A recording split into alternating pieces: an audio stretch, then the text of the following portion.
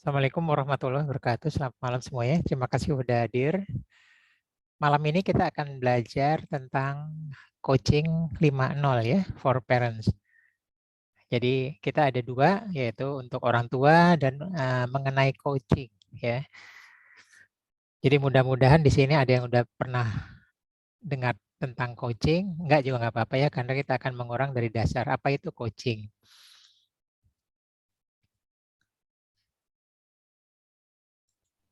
Oke, perkenalkan, nama saya Ari, saya sebagai Master Coach. Ini adalah kelas, insya Allah pandemi berakhir, sehingga ada lagi kelas offline. Nah, ini mulai dari SD, ya, SMP, SMA, universitas, dan lain sebagainya, perkantoran, bahkan sampai partai politik ya, atau BUMN. Ini universitas juga, saya ada beberapa mengajar di universitas sebagai tamu ya. Oke, kita mulai dasar dulu, cara berpikir manusia. Ya. NLP adalah ilmu tentang cara berpikir, Neuro Linguistic Programming. Nah, jadi kalau kita lihat bentuk lingkaran ya, lingkaran itu adalah disebut dengan eksternal. Ya. Realitas eksternal ini yang membuat kita itu adalah murni ya, aslinya gitu ya. Bedakan dengan internal realita yang ada di pikiran kita. Jadi contohnya dunia yang di luar sana tidak sama dengan dunia yang ada di pikiran kita. Ya. Dunia yang masuk ke pikiran kita itu mengalami filtering, distortion, dan deletion. Ya. Nah, contoh, kota Jakarta yang gambar sebelah kiri tidak sama dengan peta Jakarta. Gitu ya. Peta Jakarta itu banyak pengurangan. Ya, nggak semua informasi masuk. Ya, ada yang dihilangkan, ada yang disederhanakan, ada yang diganti lambangnya. Nah, terus gambarnya juga diganti ya, seakan-akan jalanannya lebih besar, lebih lebar dan sebagainya. Informasi itu nggak lengkap. Kalau informasi lengkap maka nggak cukup map itu.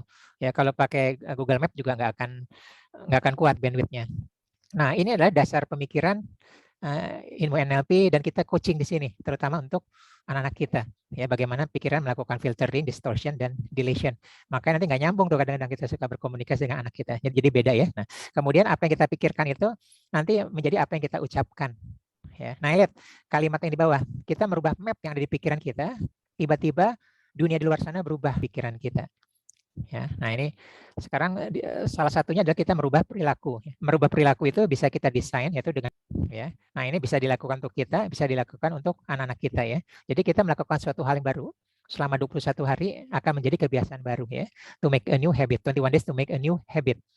Ya. Nah, kalau kita terus-menerus hal yang sama terus-menerus, maka 90 hari menjadi gaya hidup baru ya, new lifestyle.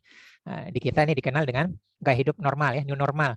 Jadi kita setelah 3 bulan pandemi masih ingat ya, mulai terbiasa menggunakan masker, membawa hand sanitizer, menjaga jarak gitu ya. Awal-awal sebulan 2 bulan enggak, masih banyak yang bolong ya, masih banyak nggak pakai masker. Nah, sekarang mulai pelonggaran mungkin mulai berkurang lagi gitu. Tapi kalau terus-terusan nanti akan menjadi gaya hidup baru, new lifestyle ya.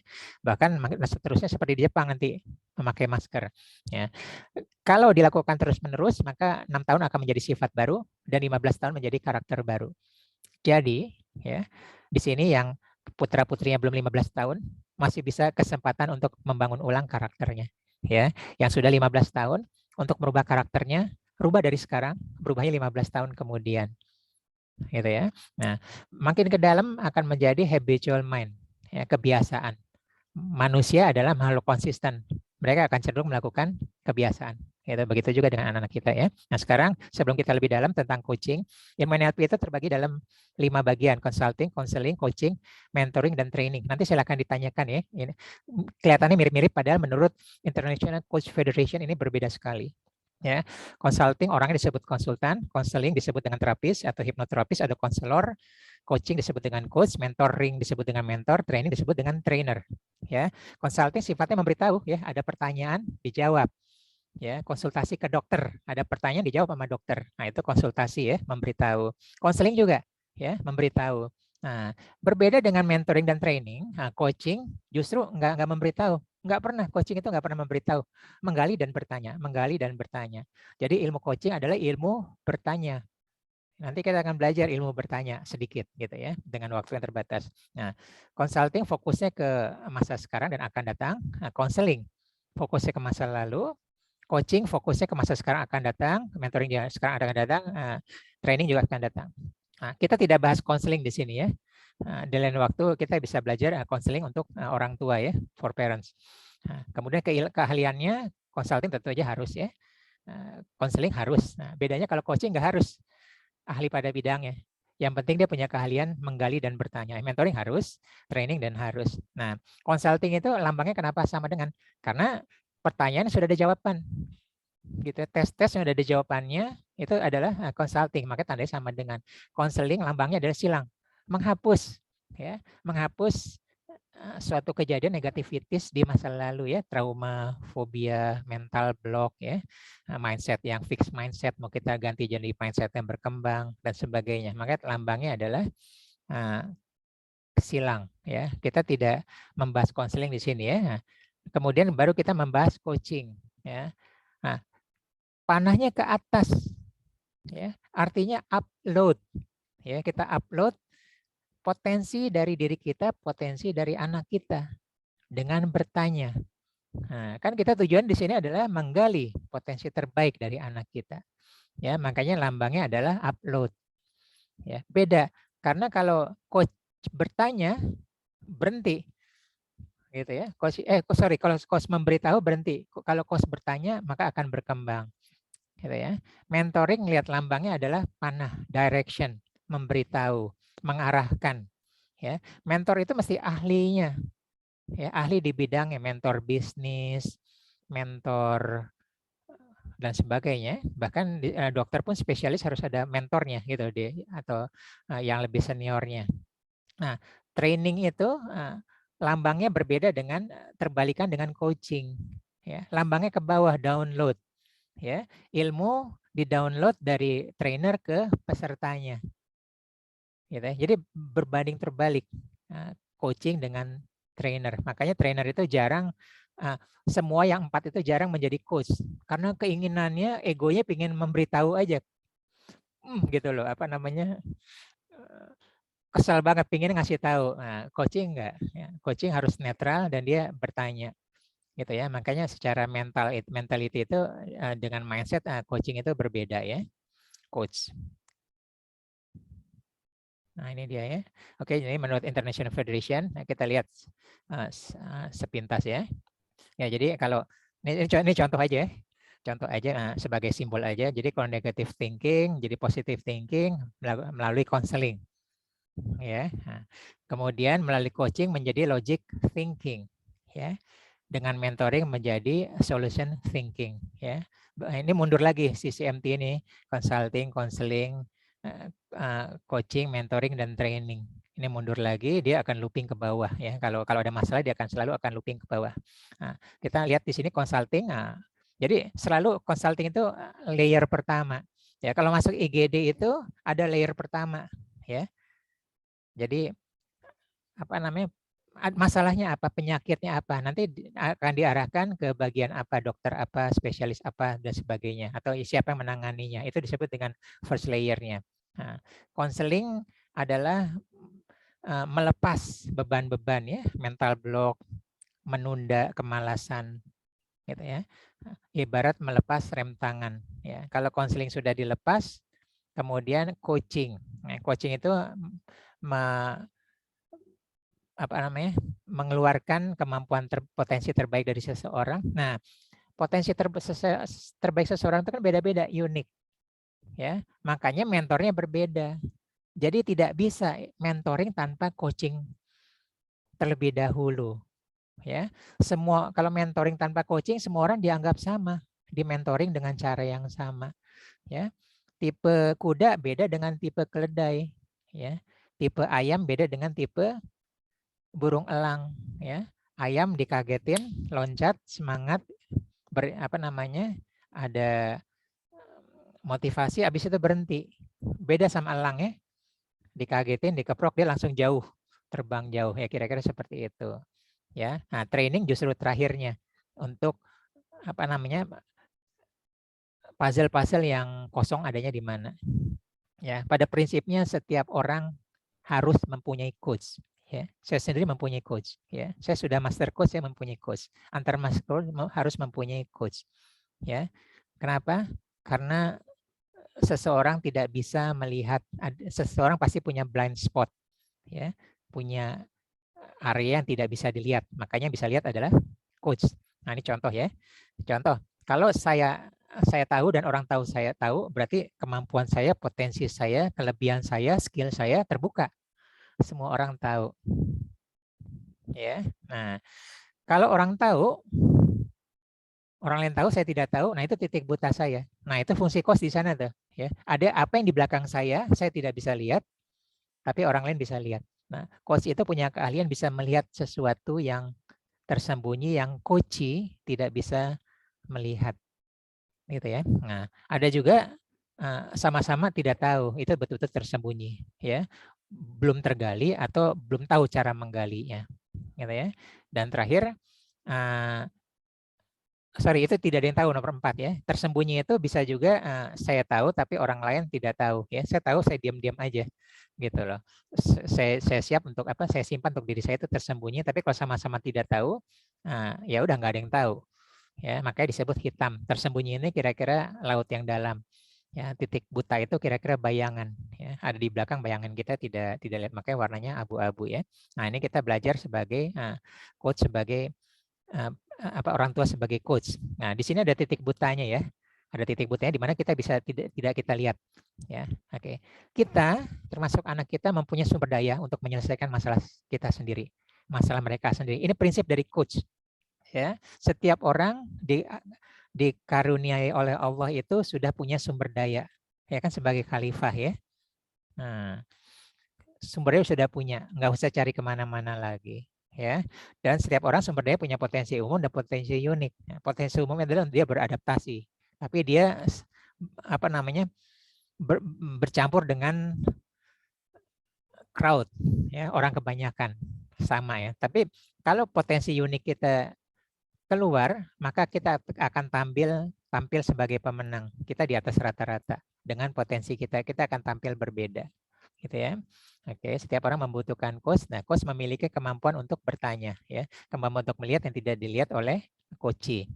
Ya, sekarang kita singkat nih karena materinya banyak ya. Ya, jadi menjadi coach, ya. Nanti kalau kita sebagai orang tua sebagai coach, kita harus sudut pandangnya harus selalu netral, ya. Begitu kita tidak netral, bisa jadi kita sebagai mentor, ya. Bisa jadi kita sebagai konsultan, gitu.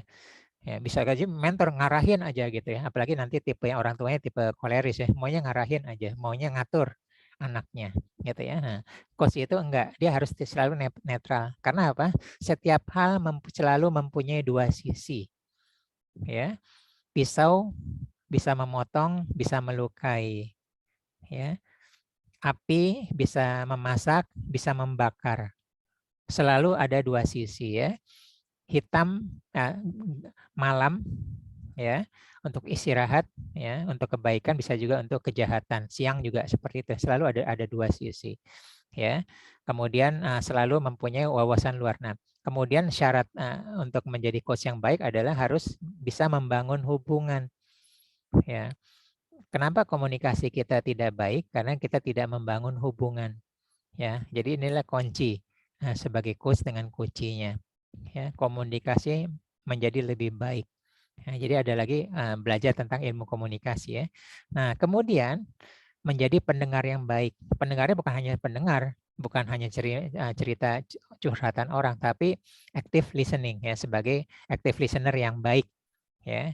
Jadi ada memberi perhatian penuh, memiliki kecerdasan emosional yang baik, tidak larut oleh cerita dari coachnya, yang mampu bekerja di dalam tim, mampu menunjukkan bahwa sedang memperhatikan secara penuh. Jadi fokus penuh, kelihatan bahwa kita sedang memperhatikan mereka.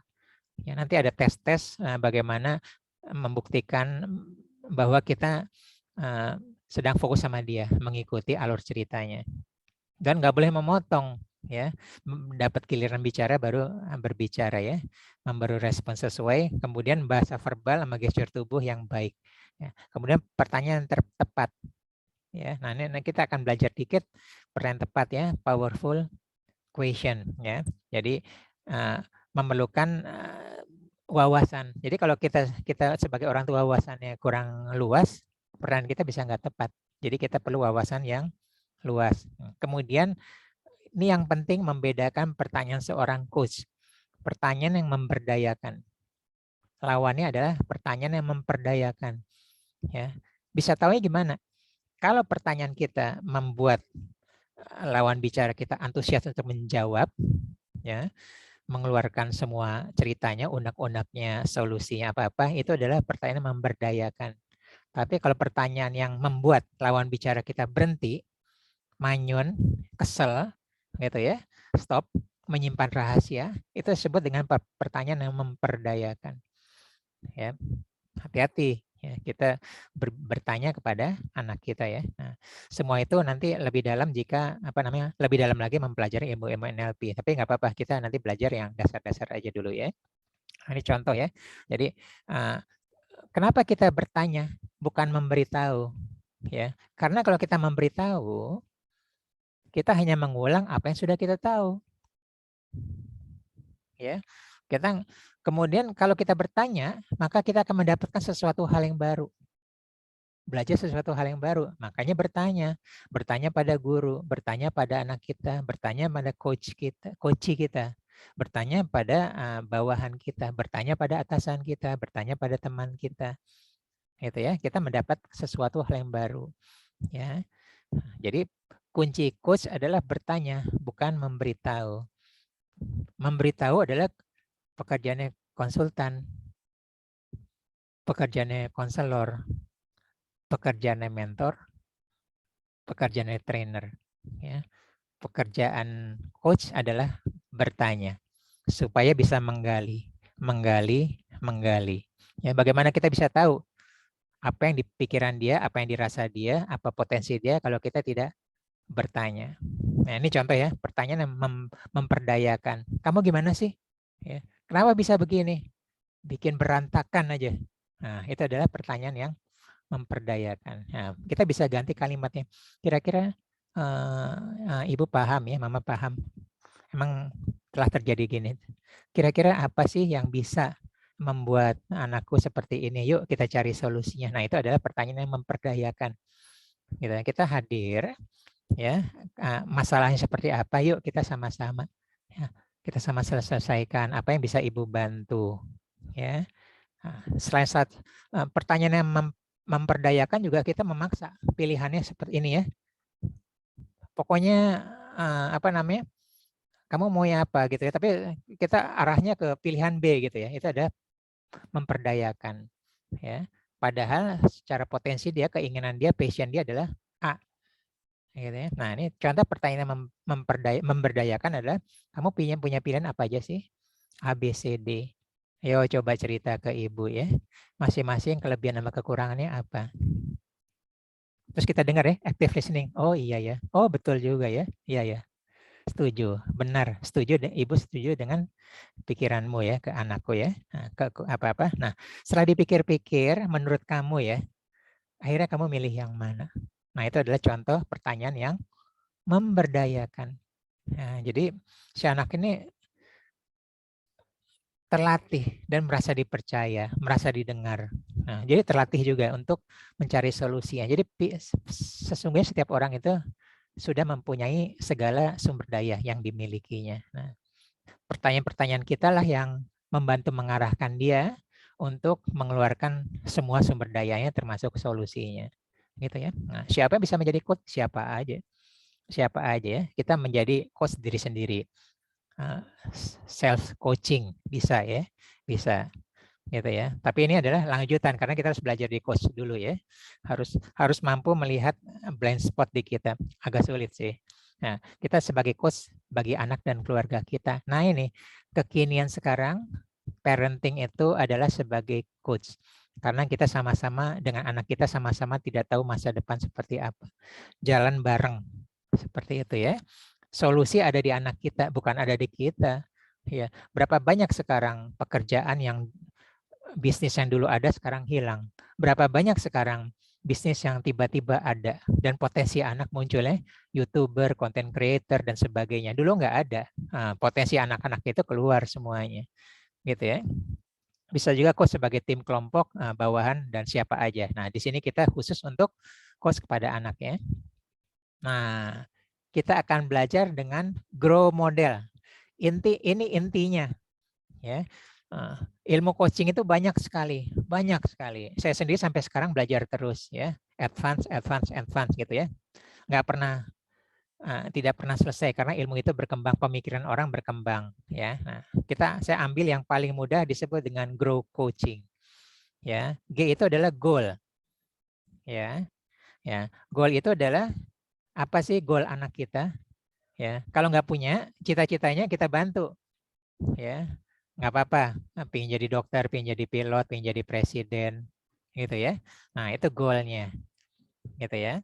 Nah, kemudian, atau dia mau sekolah, lanjut sekolah di mana, mau kuliah di mana, atau mau jadi apa, ya. Nah, sekarang reality itu adalah realitas sekarang ada di mana kita, ya. Kemudian opsi-opsi apa yang dipilih dan akhirnya will-nya itu kita memutuskan apa.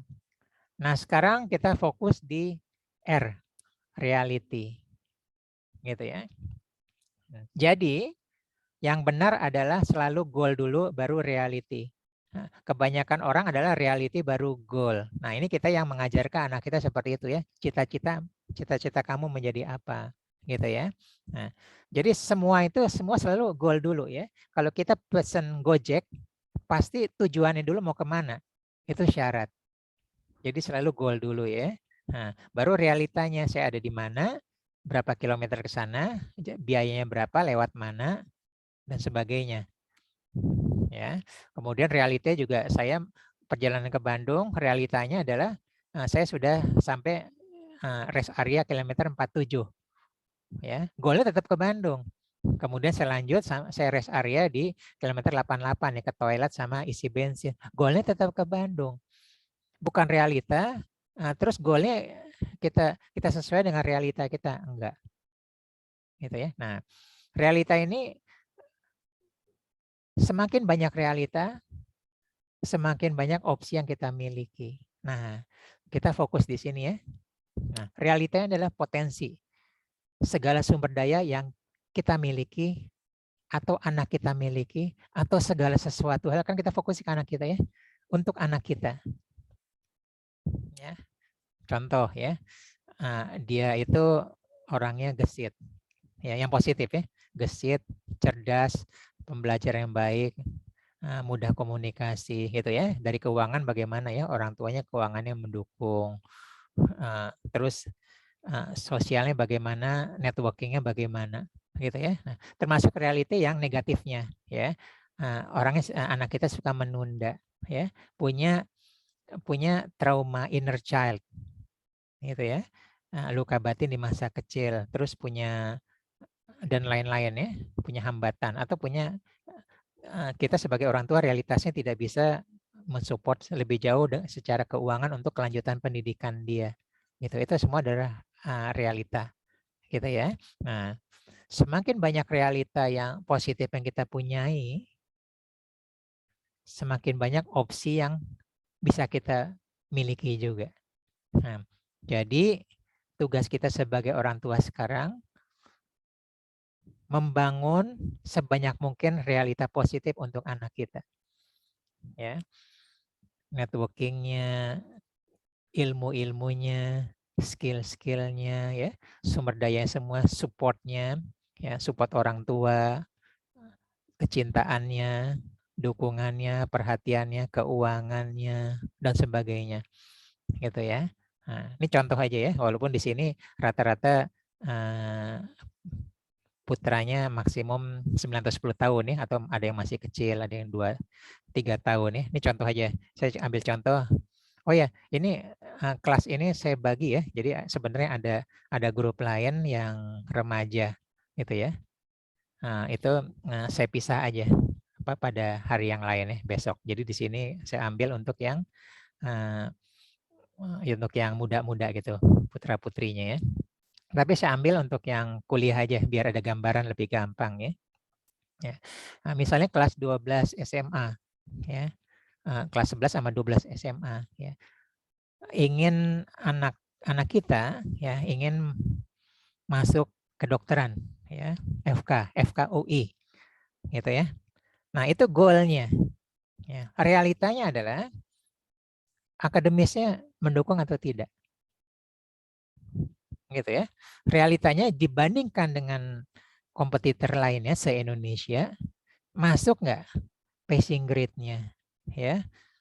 Atau pilihan kedua, ternyata apa namanya, oke, kira-kira masuk, kira-kira enggak, apa pilihan lainnya ada di opsinya, gitu ya. Kemudian orang tuanya kalau mempunyai keuangan, ya, kalau tidak punya dukung keuangan, ya mungkin beasiswa atau yang standar UKT-nya ya, jalur undangan SNMPTN atau jalur ujian SBMPTN. Nggak berani mandiri, mahal sekali ya. Tapi kalau dukungan finansial orang tuanya kuat, maka dia punya realita, ya, realita keuangan, ya. Maka opsinya bertambah. Oh, tadi kan opsinya itu adalah hanya SNMPTN, SBMPTN, maka opsinya bisa bertambah mandiri. Internasional juga boleh, IUP, UGM, FK boleh, gitu ya. Internasional UI, FK boleh. Nah, itu optional. Akhirnya kita pilih. Nah, lihat ya. Begitu juga kalau TOEFL-nya bagus, ya. Kalau TOEFL-nya bagus, berarti punya opsi nanti bisa ke luar negeri, ya, ke Harvard, Oxford, dan sebagainya. Ya. Kalau TOEFL-nya biasa-biasa atau Inggris biasa, ya kita nggak punya pilihan keluar. Gitu ya, itu realita kita. Ya kemudian saya banyak gagolin untuk Harvard sama Oxford juga ya. Kemarin ada beberapa yang tembus. Ya, jadi kita sebagai ini adalah membangun sebanyak mungkin anak kita realita. Ya, kita support ya, keahliannya, kematangannya, mentalitinya dan sebagainya. Nanti kita akan belajar mentality itu seperti apa, gitu ya. Nah sekarang di sini kita banyak bermain di R, lain waktu ya. Kita bisa belajar yang lain ya, karena realita adalah potensi kita, kesempatan kita, keahlian kita, momentumnya juga ada ya, dengan sesuai dengan zamannya ya. Oke, nah ini dia, ini contoh realita ya. Kita mulai menggali boleh ya. Kita mulai menggali anak-anak kita. Ya. Nah, good at itu adalah kita ini atau anak kita nanti ahli di bidang apa? Ya. Ahli di bidang apa? Kedokteran, akuntansi. Ya. Saya tarik ke masa depan dulu ya, tarik ke masa depan dulu. Gitu ya. Nah, ini adalah skill yang tinggi ya, skill yang tinggi. Kemudian teknik ya atau komunikasi gitu ya. Nah, jadi seseorang itu bisa masuk dari 4 pintu ya. Pintu good at, love, what needs, sama siapa yang mau bayar kita. Gitu ya. Nah, jadi banyak juga yang anak kita ya maunya masuknya di apa yang dia cintai. Oh, apa namanya, saya coaching orang tua sampai pusing, anaknya nggak mau kuliah ya, udah dapat duit banyak ya, bisa puluhan atau ratusan juta per bulan itu ya, udah ngerasa nyaman ya, udah jadi YouTuber atau content creator gitu, dia masuk dari atas gitu ya, keahliannya nggak ada di kiri, nggak ada ya, keahlian dia belajar apa namanya, nggak S1-nya nggak ada, betul-betul baru lulus SMA atau belum lulus SMA ya, gamer ya, gamer tuh SMP udah banyak menghasilkan duit ya, saya banyak ketemu komunitas seperti itu ya. Bisa juga dari yang dibutuhkan oleh dunia ya, masuk di kanan, bisa juga dari apa yang mau dibayar. Nah, semua ini bisa berubah ya. Ilmu yang sudah kita pelajarin di kuliah ya, bisa suatu masa udah nggak berlaku lagi. Saya ada pelajaran ilmu manajemen, saya belajar bahasa pemrograman ya, COBOL, ya, Fortran, udah nggak ada sekarang, udah hilang. Ya, Basic masih ada, C sama Pascal masih ada, gitu ya. Nah, sekarang sudah Python dan sebagainya. Jadi bisa berubah. Ya. Ilmu kesehatan juga mungkin bisa berubah, gitu ya. Nah, love juga bisa berubah, ya. Kita kelihatannya indah ya, pinginnya jadi seperti ini, tapi begitu di dunia nyata hilang seperti itu ya. Jadi nggak heran tiba-tiba di tengah jalan seseorang yang tadinya diimpikan seperti itu udah lulus, udah kerja di sana, hilang gitu ya love-nya dengan itu. Akhirnya dia betul-betul pindah ke bidang yang lain. Nah, yang bawah Bisa ya, yang dulu orang mau bayar, tiba-tiba orang nggak mau bayar. Ngapain bayar? Banyak tersedia gratis kok ya.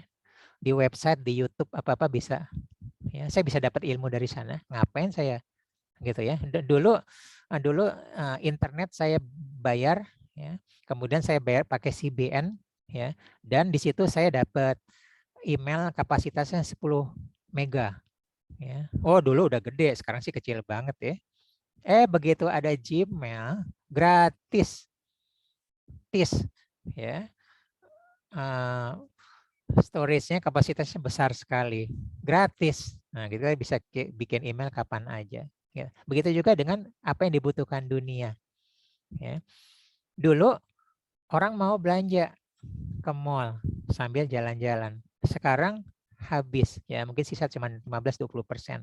80% orang belanja online. Gitu. Jadi berubah kebutuhan orang. Ya. Nah, semua ini bisa berubah. Nanti nggak heran ya. Anak kita tiba-tiba passionnya berubah, kecintaannya berubah ya.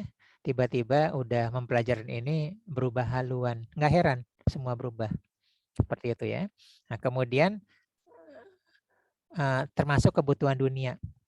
Nah, nanti kita akan belajar kenapa disebut dengan coaching 5.0. Karena kebutuhan dunia itu berbeda. Teknologi itu berbeda. Dan kita harus bisa beradaptasi dengan perubahan itu.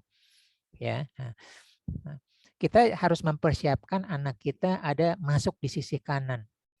Ini contoh ya, contoh tahun 98 itu ada krisis moneter. Ya, tiba-tiba banyak PHK ya.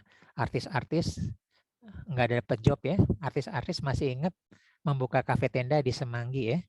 Ya, dia akan melakukan apapun yang dibutuhkan orang dan orang mau bayar di bawah. Skillnya nggak ada. Ya dikit-dikit lah masak ya, pakai modal nama dia. Nah, seperti itu. Dia masuknya dari kanan. Gitu ya. Bisa juga masuk dari atas ya. Misalnya saya belajar masak, masak sendiri aja, terus mulai potret-potret, toppingnya seperti apa menarik, saya posting di Instagram, ya orang mulai tertarik ya, ini bagus kelihatannya, boleh dong coba kita kasih gratis ya, gitu loh, orang suka, mau bayar nggak? Ya, habis itu repeat order nggak? Gitu ya. Jadi ini masuknya dari atas ke kanan baru ke bawah, ya. Nah, suatu waktu dia mau upgrade knowledge-nya, maka dia ke kiri. Jadi kuliahnya belakangan, ya kuliah tentang manajemen cateringnya, perhotelannya, accountingnya dan sebagainya. Kuliah belakangan. Jadi bisa dan ada. Saya banyak melakukan coaching mereka seperti itu, gitu ya. Mulai dari atas atau dari kanan. Sekarang banyak. Sekarang udah banyak, nanti nggak heran kalau terjadi pada anak kita ya. Itu ikigai. Nah, kalau semuanya ada, sempurna hidup kita ya. Itu disebut dengan ikigai ya.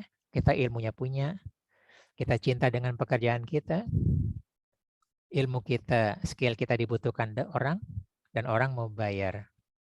Nah, ini kalau kita gali dari sisi ikigai, gali diri kita, gali anak kita, ya, gali masa depan kita, anak kita, gitu ya.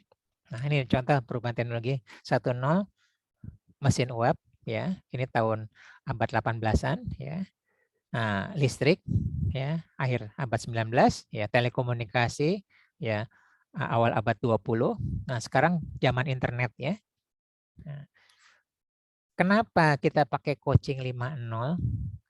Karena kita akan menghadapi zaman bukan hanya 4.0, 5.0, otonom. Lawan kita adalah mesin cerdas, artificial intelligence. Ya. Kelas yang sekarang saya pilihkan, saya pisahkan yang lain. Sebenarnya ini malah namanya coaching 6.0. Ya.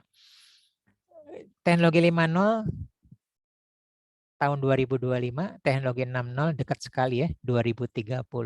Jadi di sini putra-putrinya kira-kira akan menemui teknologi 6.0. Ya.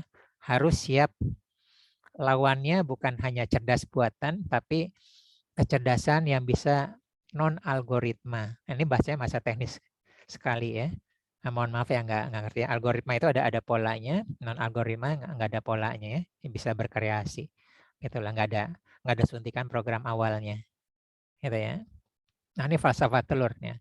Coaching itu adalah sebenarnya bertanya, arahnya adalah bukan kita yang memotivasi, tapi anak kita timbul motivasi dari dalam.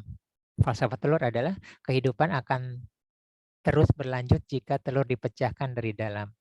Sebaliknya, kehidupan akan terhenti jika telur dipecahkan dari luar. Jadi motivasi terbaik adalah dari dalam diri sendiri. Maka kita bertanya terus ya. Nggak pernah merintah, nggak pernah apa ya. Bertanya, motivasi dia apa sih? Nah, abis ini kita akan belajar tentang motivasi dengan basis NLP. Ya, nah ini. Ya.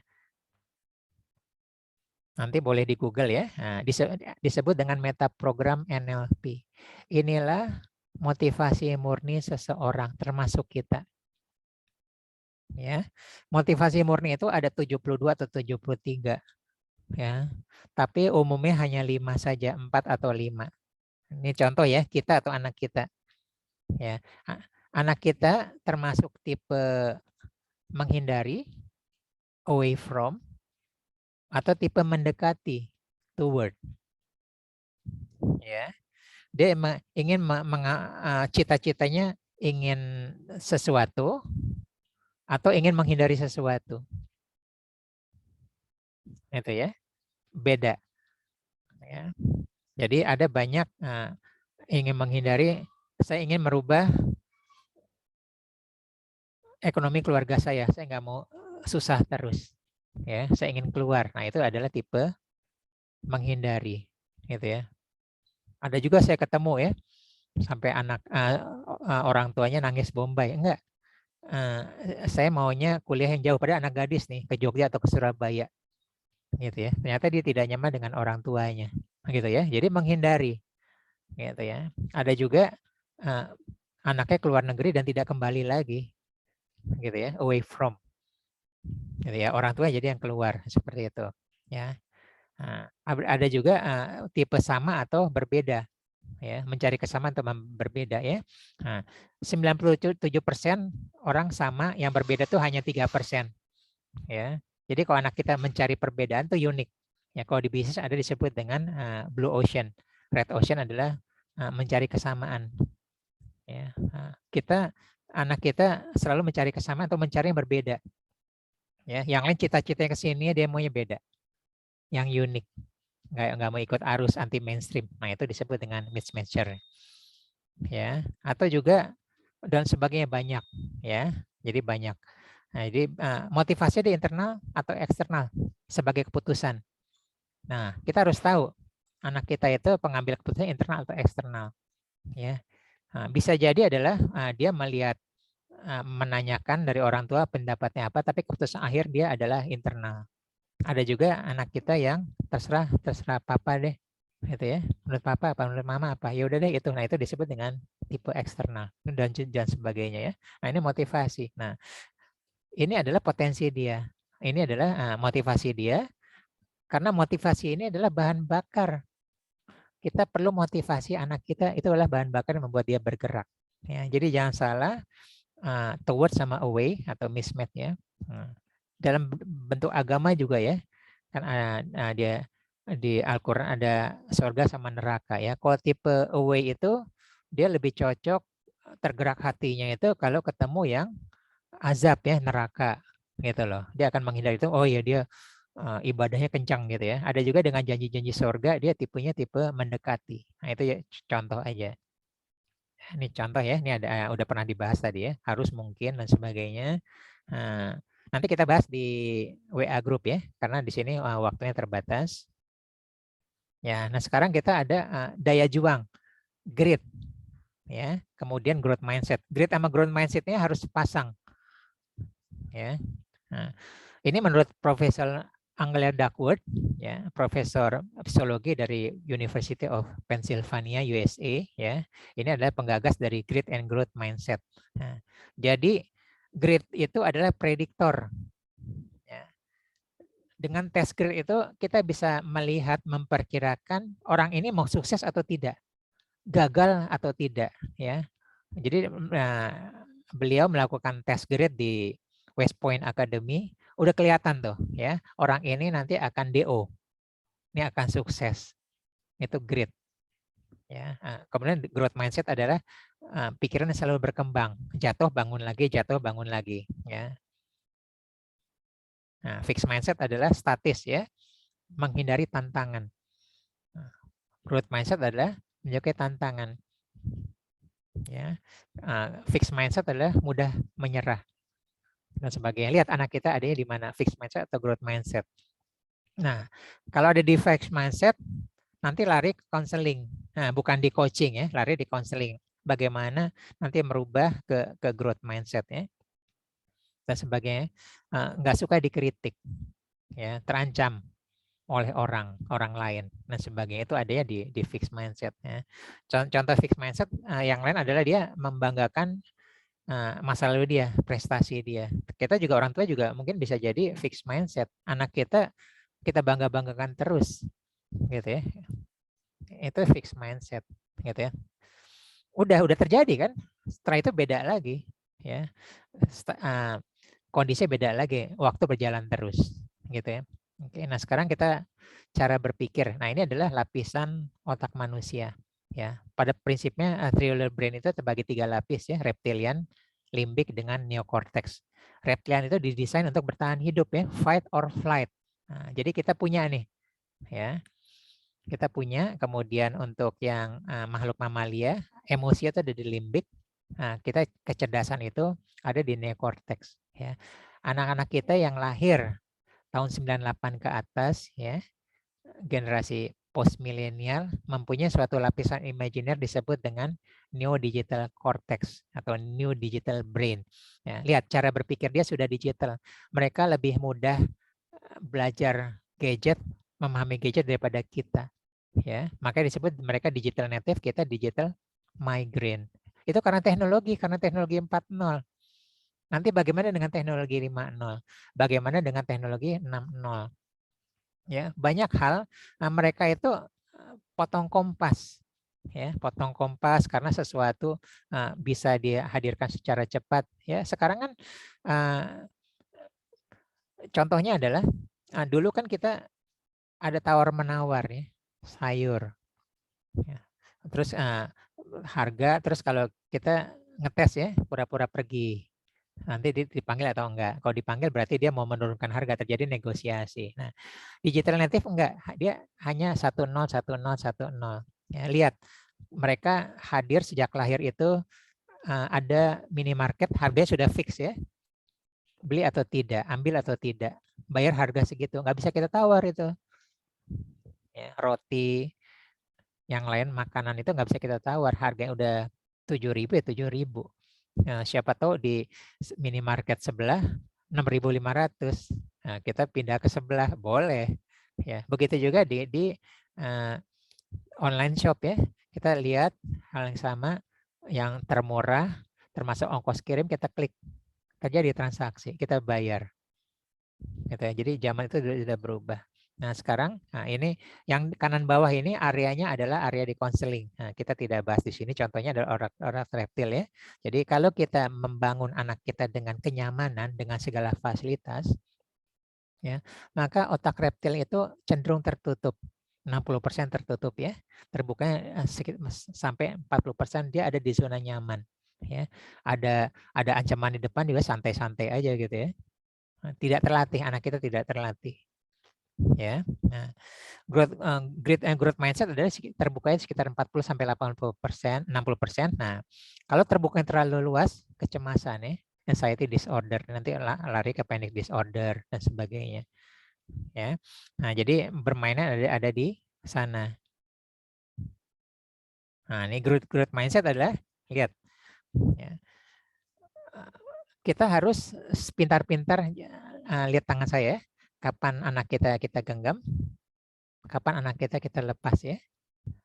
Ya. Genggam, lepas, kayak layangan, kapan ditarik, kapan diulur, ya. Sekali-sekali kita lepas, dia ada di zona tidak nyaman, ya. Zona tidak nyaman itu membuat dia berkembang, berkreasi. Siapa tahu dia bisa menemukan solusi sendiri, ya. Nah, perpindahan dari zona nyaman ke zona nyaman berikutnya melalui zona tidak nyaman. Ya, zona tidak nyaman Kemudian dia akan menjadi zona nyaman berikutnya. Ingat ya, zona nyaman itu adalah zona tidak berkembang. Zona tidak nyaman adalah zona perkembangan. Nah, jadi kita perlu bergerak untuk beradaptasi terus. Seumur hidup kita terus beralih ya. Begitu kita nggak mau ke zona tidak nyaman, apalagi anak kita nggak kemana-mana dia. Nggak kemana-mana. Gitu ya. Nah, bergerak, bertumbuh, beradaptasi, dan sebagainya. Dulu berlaku hukum rimba. Siapa yang kuat, siapa yang menang. Sekarang siapa yang bisa beradaptasi, dia bisa bertahan hidup. Bertahan hidup loh, bukan pemenang. Nah, pemenang beda lagi ya. Siapa bisa mendiversifikasi yang berbeda ya, dia bisa jadi pemenang pada potensinya. Ya, nah ini contoh goal ya. Nah, jadi anak kita goalnya apa, cita-citanya apa sih gitu ya. Kita sama sekali tidak boleh mengcancel, mensabotase cita-cita mereka. Oh, kenapa cita-cita ingin jadi dokter, ingin jadi pilot, kenapa? Gitu kan ya. Oh, gitu ya. Lihat contohnya tantenya, dia lihat ini. Atau arsitek ya, atau sebagai accounting ya, atau ngelihat bapaknya itu sebagai pengacara, diajak anaknya, diajak. Akhirnya anaknya ingin seperti orang tuanya gitu ya. Nah, itu tentang goalnya. Nah, ini pertanyaan-pertanyaannya kenapa penting gitu ya, dan sebagainya. Nah, oke, kita lewatin yang tadi. Nah, kita bisa juga menggali anak kita lihat, kita perhatikan dari 9 kecerdasan ini, multiple intelligence. Ya. Apakah anak kita mempunyai potensi di bidang musik?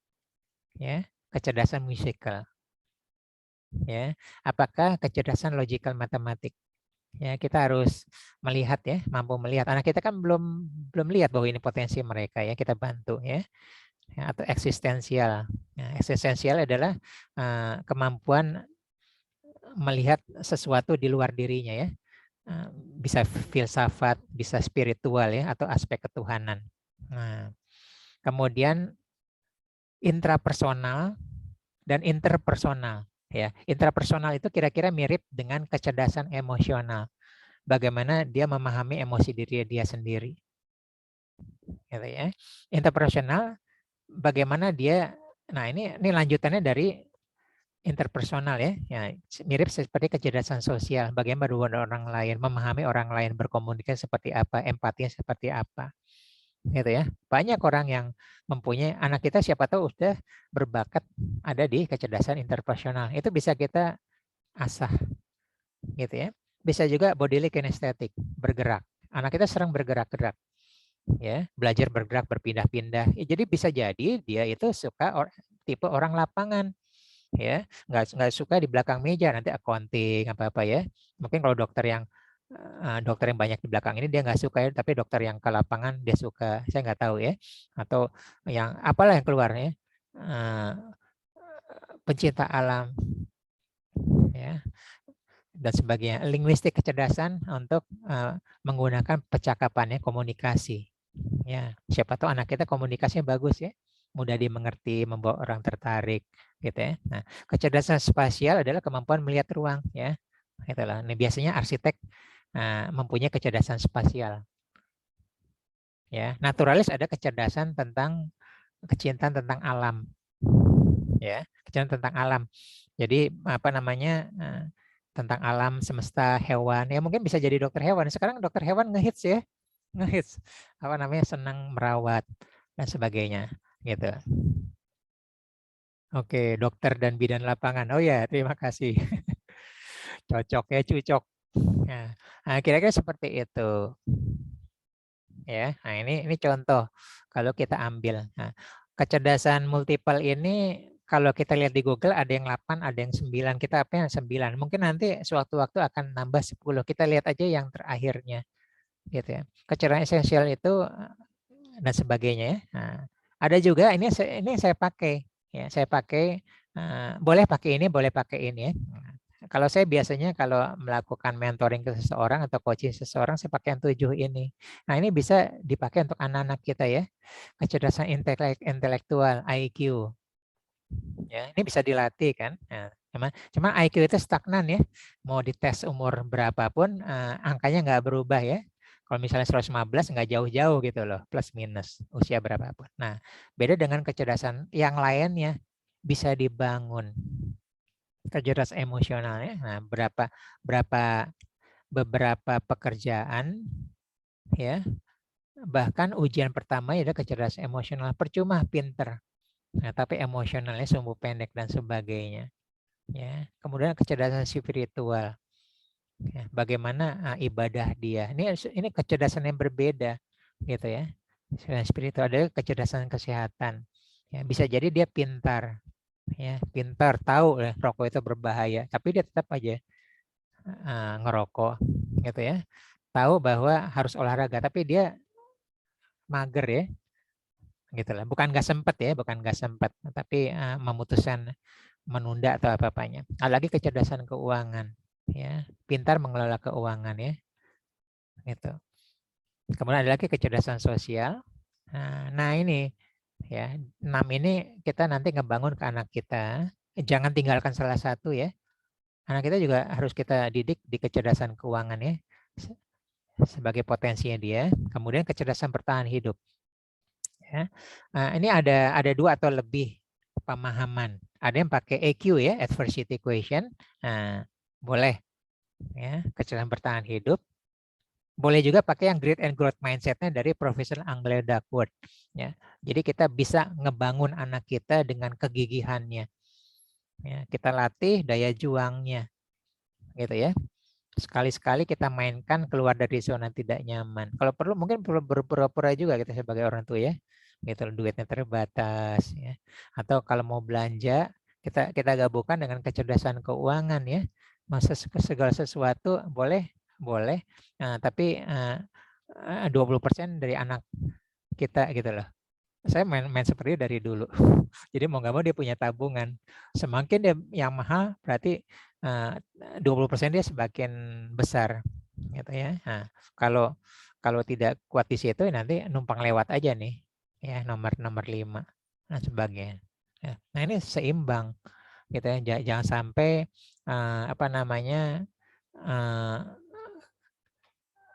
kesehatannya bagus, emosi tidak gitu ya, atau sosial tidak, atau kemampuan tidak bertahan hidupnya tidak, intelektualnya juga.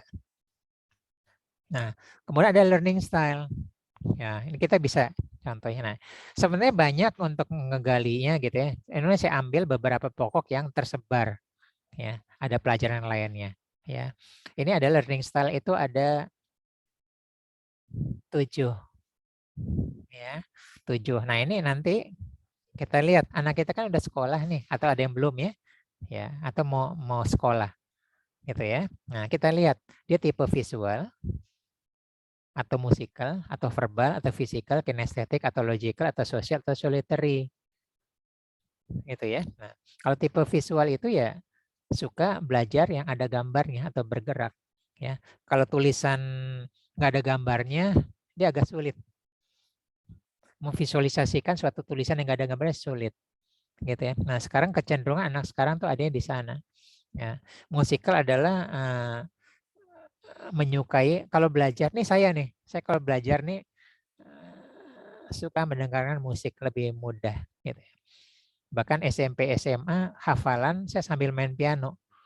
Hafalan ibu saya sampai marahin saya, dia belum ngerti dan saya juga belum ngerti kenapa, tapi saya bisa hafal, saya juga bingung. Nah, akhirnya dapat ilmunya seperti itu ya. Ada juga kecerdasan verbal untuk komunikasi yang menggunakan kata-kata. Ya, ada juga physical kinestetik. Ya, tadi mirip ya, kecerdasan kinestetik, fisik, ya, logical, matematik, sosial atau sosial itu kerjasama. Tadi mirip ya, mirip tadi dengan kecerdasan interpersonal. Ya, solitary kebalikannya dari sosial. Senangnya belajar sendiri. Ada gangguan distraksi ya, distraction, gitu ya. Nah, learning style ini ternyata nanti bisa diterapkan di pekerjaannya. Ya. Kemudian semakin banyak pintu learning style, semakin mudah anak kita memahami pembelajaran. Ya, syukur-syukur bisa 7-7-nya. Semakin dikit semakin sempit pintunya. Contohnya adalah visual dan solitary. Ya, belajar mesti sendiri.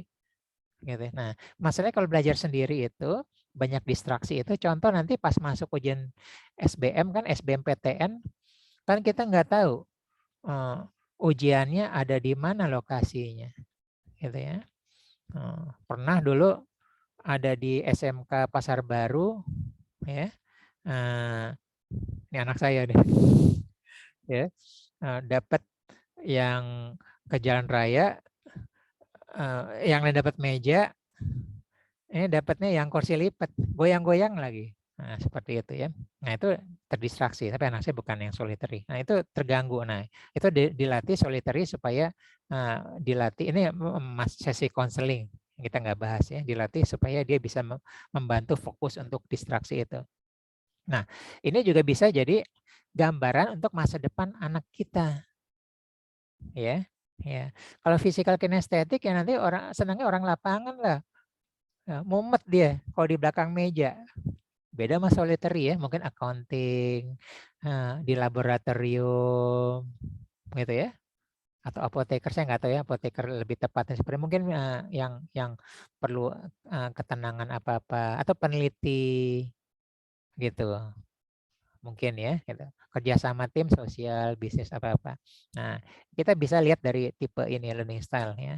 Ingat tadi ya, semakin sumber daya anak kita tadi grow ya, goal, reality. Nah, ini kan sumber daya. Ini sumber daya anak kita nih, dia diverse, auditory, apa-apa, kinestetik, dan sebagainya. Dia punya kecerdasan, naturalis, itu kan sumber daya, gitu ya, dan lain sebagainya. Kita boleh pakai, tadi kita udah belajar multiple intelligence, kemudian ada ikigai, ya ada grit, ini ada learning style ya, gitu loh. Nah, ini personality plus ya. Di sini saya yakin udah banyak yang tahu ya, gitu loh. Ada 4 ya, koleris tipe pemimpin ya, sanguinis ya, melankolis yang tipe detail terstruktur berurutan, sanguinis yang tipe hangat ya, ceria, icebreaker, pragmatis ya tipe damai, pengamat. Nah, gitu ya. Intinya adalah dunia ini kan sandiwara. Ya, saya intinya aja gitu loh. Saya yakin di sini udah pengen tahu ya. Nah, penulis naskah itu adalah melankolis, di detail ya. Sutradaranya, direction adalah koleris. Ya, aktornya adalah sanguinis, penonton adalah pragmatis. Kira-kira seperti itu ya. Nah, anak kita ada di mana? Gitu ya. Ini saya sering ketemu ya. Bapaknya koleris, anaknya koleris. Berantem gitu ya. Apalagi kalau suami istri ya seperti itu. Nah, itu apa namanya? Nangannya seperti apa? Coachingnya seperti apa? Konselingnya seperti apa? Gitu ya. Nah, ini yang dibereskan orang tuanya dulu, gitu ya. Koleris, anaknya pegolf ya. Anaknya pegolf, kelas 5 SD, begitu saya tanganin dia nasional internasional juara terus. Ya, kemarin di Mandalika dia nonton tapi dia turnamen di sana juara, dia kirim gambar ke sana. Om ini masuk ini ya, gitu lah. Nah, ini kalau dari tipe ya. Jadi bisa tuh tipe pemimpin atau apa ya, gitu. Nah, ini potensi alamiah mungkin udah ada yang tahu ya bahwa ada perbedaan otak kiri sama otak kanan ya. Jadi fungsi otak kiri adalah tadi ya bahasa, analisa, logika, angka, rasionalis, objektif ya. Fungsi otak kanan seni, kreativitas dan sebagainya. Nah, kita mulai belajar sesuatu mungkin di sini yang kalau kiri kanan mungkin udah tahu ya. Nah, sekarang kita akan bedakan antara input dengan output. Nah, jadi kita bisa lihat orang dalam 3 menit, kita lihat anak kita, gitu ya. Nah, jadi tolong gambar yang seperti ini, ya. Kita megang tangan kita menggenggam ya. Menggenggamnya alamiah ya, nggak usah dipaksa. Lihat jempol yang ada di bawah, jempol kiri atau jempol kanan. Di gambar ini adalah yang di bawah ada jempol kiri. Berarti pada foto ini orang tersebut inputnya adalah input otak kiri, gitu ya. Lihat otak kiri, bahasa, analisa, logika, angka, rasional, objektif, relatif, dan detail, gitu ya. Nah, sekarang outputnya ya, kita bersedekap ya. Yang di bawah, yang dekat dengan dada kita, kanan atau kiri? Di gambar ini kiri ya. Nah, jadi contoh di sini adalah input kiri, outputnya kiri. Ya. Nah, ini kalau input kiri, output kiri untuk pekerjaannya cocoknya adalah misalnya accounting. Accounting itu kan kita melakukan pekerjaan itu, input data entry-nya itu harus ada aturannya, nggak boleh bikin sembarangan. Ya, disiplin. Outputnya juga ada formatnya dan sebagainya. Harus ikut aturan, ada SOP dan sebagainya. Itu contohnya adalah outputnya juga kiri. Ya, contoh yang lain ya. Ya, contoh lainnya adalah misalnya inputnya imajinasi. Ya, input imajinasi berarti inputnya otak kanan. Jadi contohnya desainer baju, pencipta musik, ya, arsitek, ya, kan dia mengimajinasikan ya. Nah itu inputnya otak kanan, gitu ya. Nah outputnya saya ambil outputnya otak kiri deh, gitu ya. Nah jadi misalnya Mozart. Ya, Mozart itu kan menciptakan musiknya di pikirannya dia, habis itu dia dia ejawantahkan menjadi not balok. Not balok kan terstruktur ya, itu outputnya adalah otak kiri. Gitu ya. Rancang baju, habis itu baju detailnya otak kiri outputnya, inputnya kanan, outputnya kiri. Arsitek juga ya, inputnya kanan, outputnya kiri. Ya, kan nanti detail rumahnya, perhitungannya ya, kebutuhan bahannya, gitu ya. Itu kira-kira seperti itu. Ya. Nah, oke, ini penutup ya. Nah, kenapa sih ya training saya habis itu dilanjutkan dengan coaching? Ini menurut ICF International Coach Federation ya. Jadi kalau kita belajar sendiri ya, kita belajar dari YouTube, dari buku, nggak ada guru ya, banyak sekarang ya. Ternyata pemahaman kita maksimum 40%. Banyak hal karena searah kita nggak bisa tanya ke siapa. Kadang-kadang 0%. Banyak ya kita ada ilmu apa ini ya. Ada buku sampai dari halaman awal sampai akhir nggak ngerti 0%. Gitu ya. Ternyata maksimum menurut International Coach Federation maksimum 40%. Ya. Belajar dengan guru, dengan tanya jawab apa-apa, pemahamannya maksimum 60%. Kelas ditutup 60%. Habis itu turun, hilang. 3 tahun hilang.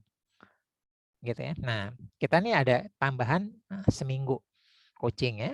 Nah, ternyata dengan itu pemahamannya naik sampai 80%.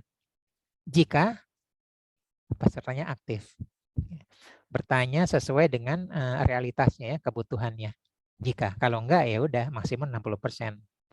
Ya. Kalau mengulang-ulang bertanya ya apa-apa ikut kelas yang sama atau di tempat yang lain ya atau dia praktekkan. Kan suatu ilmu jika tidak dipraktekkan sampai kapanpun hanya sebagai ilmu pengetahuan saja. Nah, kalau praktek jadi skill, jadi aplikasi. Nah, karena ada praktek lebih paham. Nah, pemahamannya bisa sampai 95%. Nggak pernah 100%. Pasti ada ruangan yang tidak paham. Kenapa bisa begini pasti enggak. Itu kira-kira pasti faktor kesalahan tetap ada. Ya, banyak kita praktek kedokteran juga ya, baru pahamnya setelah praktek.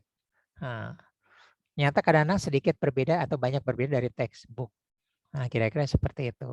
Oke, kita sudah selesai ini saya tadi saya saya potong banyak ya. Untuk karena waktu silakan ada pertanyaan. Kita diskusi. Mau ngulang tadi yang ini juga bagian mana juga boleh.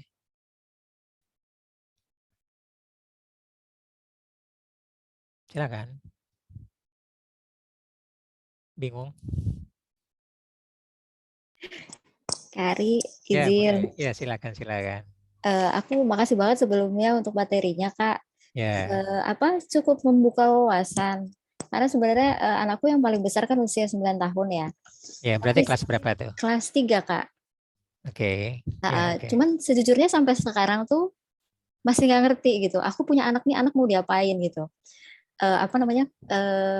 apa ya, maksudnya tuh mengembangkan mereka tuh harus kemana, mereka tuh mau saya tuh harus gimana gitu. Nah, dan sebelum-sebelum ini kan kadang-kadang suka baca-baca apa sih ya, kayak tadilah modalitas belajar gitu ya, atau yang kecerdasan-kecerdasan itu gitu, baca sekilas-sekilas gitu. Cuman kok kayaknya apa yang saya pahami dulu dengan yang udah disampaikan dengan Kak Ari itu aku jadi apa ya, jadi mendapatkan sesuatu gitu. Kayak tadi contohnya Kak Ari bilang semakin banyak pintu learning style yang dipunya anak itu akan semakin banyak yang terserap. Sebelum ini aku berpikir bahwa anak itu punya learning style-nya sendiri, sehingga di mana dia itu learning style-nya di situ harus dikuatin. Ternyata nggak gitu ya, Kak? Ya, bisa ya, bisa enggak gitu ya. Nah, jadi misalnya dia learning style-nya apa? Misalnya nih kayak contohnya anakku atau contohnya aku ya.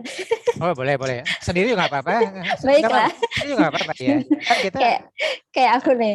ya, Tadi aku dari kecil itu tidak bisa baca komik, Kak. Jadi kalau aku baca komik, aku pusing karena terlalu banyak gambarnya.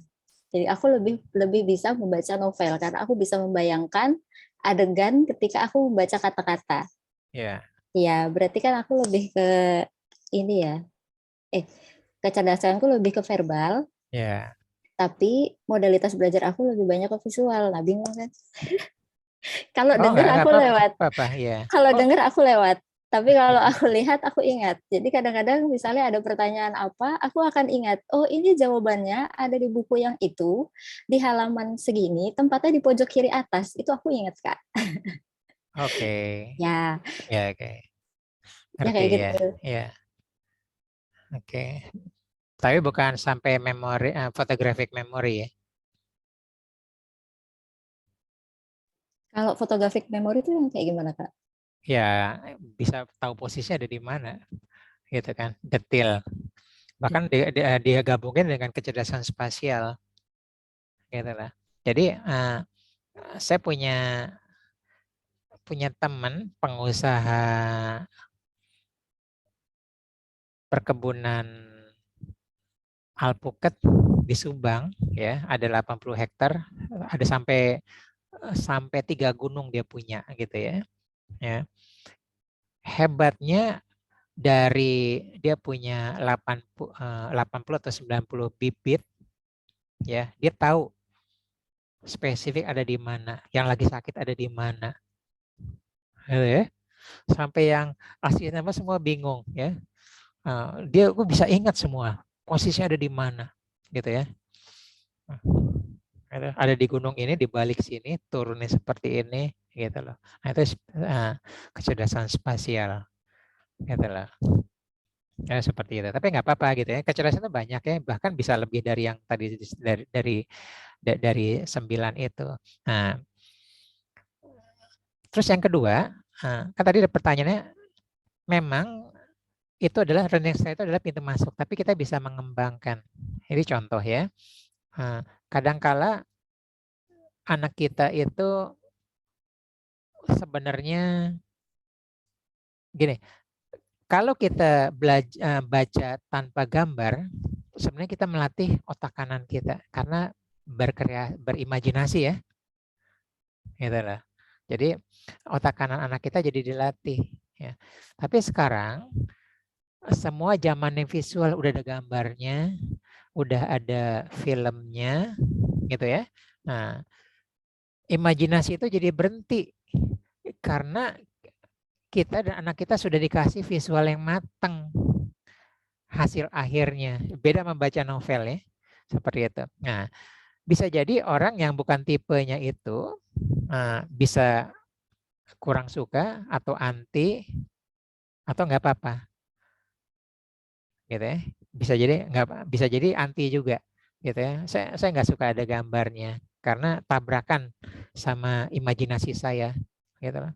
Ya, saya menyukai imajinasi saya bebas. Ya, misalnya tipe otak kanan ya, baik output maupun input. Ya, nah kalau tipe seperti itu dia nggak suka ada sesuatu yang tetap, gitu ya. Nah ini pertanyaannya, bagaimana melatihnya? Tetap bisa dilatih sebagai skill. Jadi contoh ya, tipe yang solitary, ya, kan saya tarik ke depan. Saya tarik ke depan, orangnya pinter, luar biasa. Di belakang meja bisa dapat 100. Tapi karena distraksi, sangat mudah distraksi, emosi terganggu, udah ya. Kecerdasan IQ itu kalah sama EQ ya. Karena dia tipe solitary, itu dilatih itu. Dilatih ngerjain soalnya dulu ya, zaman sebelum pandemi ya. Ngerjain soalnya mulai di food court ya, di Pondok Indah Mall, di apa-apa. Lama-lama dia terlatih beradaptasi dengan keributan. Nah, ini kan contohnya nanti untuk ujungnya ke ujian masuk perguruan tinggi negeri ya, SBMPTN. Kita tidak tahu nanti lokasinya ada di mana, apakah ideal tidak. Nah, itu tetap bisa dilatih sebagai skill ya. Begitu juga dengan imajinasi ya. Kadangkala karena tidak terbentuk ekosistem, potensinya tidak keluar. Contoh ya, contoh. Ini banyak ketemu seperti ini. Ibunya juga dokter ya, dokter senior. Ya, sama-sama orang tua murid dulu ya di SMA 8. Karena dia sangat direction, sangat koleris, anaknya harus gini, gini, gini. Anaknya ikut terus. Anaknya anak baik. Ya. Dan lulus masuk ya, keterima di double malah ya, triple malah, gitu ya. Akhirnya dia ngambil ada FK-nya dia tidak ambil, dia hubungan internasional UGM sama SBM ITB. Ya, dua akhirnya yang SBM setengah dilepas gitu ya. Nah, ternyata saat keluar itu dia sebenarnya tipe maunya mengatur diri sendiri, koleris. Nah, udah habis itu keluarlah bahwa dia tipenya tipe away, tipe menjauh. Udah, kenapa dia pilih Jogja karena jauh, kenapa dia bentrok, karena kalau di luar dia tidak mau diatur. Nah, bisa jadi sebelumnya nggak muncul kelihatan anak-anak baik seperti itu. Nah, jadi kondisi-kondisi itu belum tentu muncul ya dengan kondisi ekosistem yang ada di keluarga itu. Gitu ya. Nah, sekarang kita sebagai orang tua mulailah mengamati lebih detail dengan yang kita pelajarin tadi. Banyak pelajaran lain banyak ya, tapi supaya tidak terlalu luas, tidak terlalu rumit, yang tadi aja dulu pakai ya. Boleh pakai learning style ya. Anak saya kok kalau gerak belajar kok pindah-pindah ya. Kakinya suka goyang-goyang gitu ya. Oh, dia tipe kinestetik ya. Berarti belajarnya adalah kita support dia ya. Mau meja sini, meja sana, dia nyaman gitu loh. Pindah-pindah. Terus suasananya juga lebih luas gitu loh. Ada juga nanti kecerdasan gerak ya. Nari itu kecerdasan gerak karena setiap sel tubuh itu ada memorinya gitu loh. Nah, terus bisa jadi atau dia tipe solitary atau tipe sosial. Nah, belajar berkelompok ya.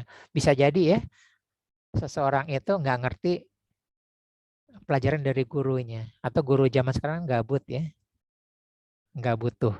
Nah, bisa jadi dia justru dari belajar kelompok itu ada temannya bisa menjelaskan dengan baik pertanyaan itu. Nah, dia menyukai belajar berkelompok, gitu ya. Nah, jadi memang terbaik adalah menggunakan learning style. Nah, tapi kita lihat kebutuhan depannya. Ini kita butuhkan nggak? Tadi kan saya ada contoh ya, solitary ini harus dibereskan. Ya, karena ada satu titik, nah ini harus dibereskan, maka dilatih. Ya, tapi kalau nggak perlu dilatih, mungkin nggak perlu. Ya, kira-kira seperti itu. Ada pertanyaan lanjutan? Berarti kalau boleh saya simpulkan, kita perlu menguatkan modalitas aslinya dia, tapi tetap harus melatih kemampuan adaptasi terhadap kelemahannya gitu ya, Kak? Ya, betul. Ya. Saya tertarik ada istilah modalitas, padahal tadi saya tidak menyebutkan. Oke, pemahamannya apa dulu modalitas? Maksudnya yang memang kemampuan dia aslinya gitu, yang udah ada di dirinya aja gitu. Oke, ya. Jadi modalitas Perubahan. modalitas sebenarnya ada 3 atau bisa juga jadi 5 ya. Nah, modalitas itu sebenarnya dasarnya itu adalah visual, auditory, sama kinestetik. Ya, kinestetik termasuk gerakan, termasuk rasa, gitu ya. Nah, tadi itu yang 7 itu sebenarnya kalau di diintisarikan tuh jadi tiga modalitas, gitu ya. Nah, ada lagi nanti submodalitas. Ya. Nah, kalau tipe visual nanti ada lagi submodalitas. Apakah anak kita mau kecerdasan submodalitas? Nah, ya. Jadi kita nggak mau terjauh sana ya. Contohnya adalah kecerdasan submodalitas itu adalah fotografer, ya. Ya. Modalitasnya adalah visual. Nah, submodalitasnya adalah permainan warna, buram cerah, hitam putih, bergerak atau diam, ya.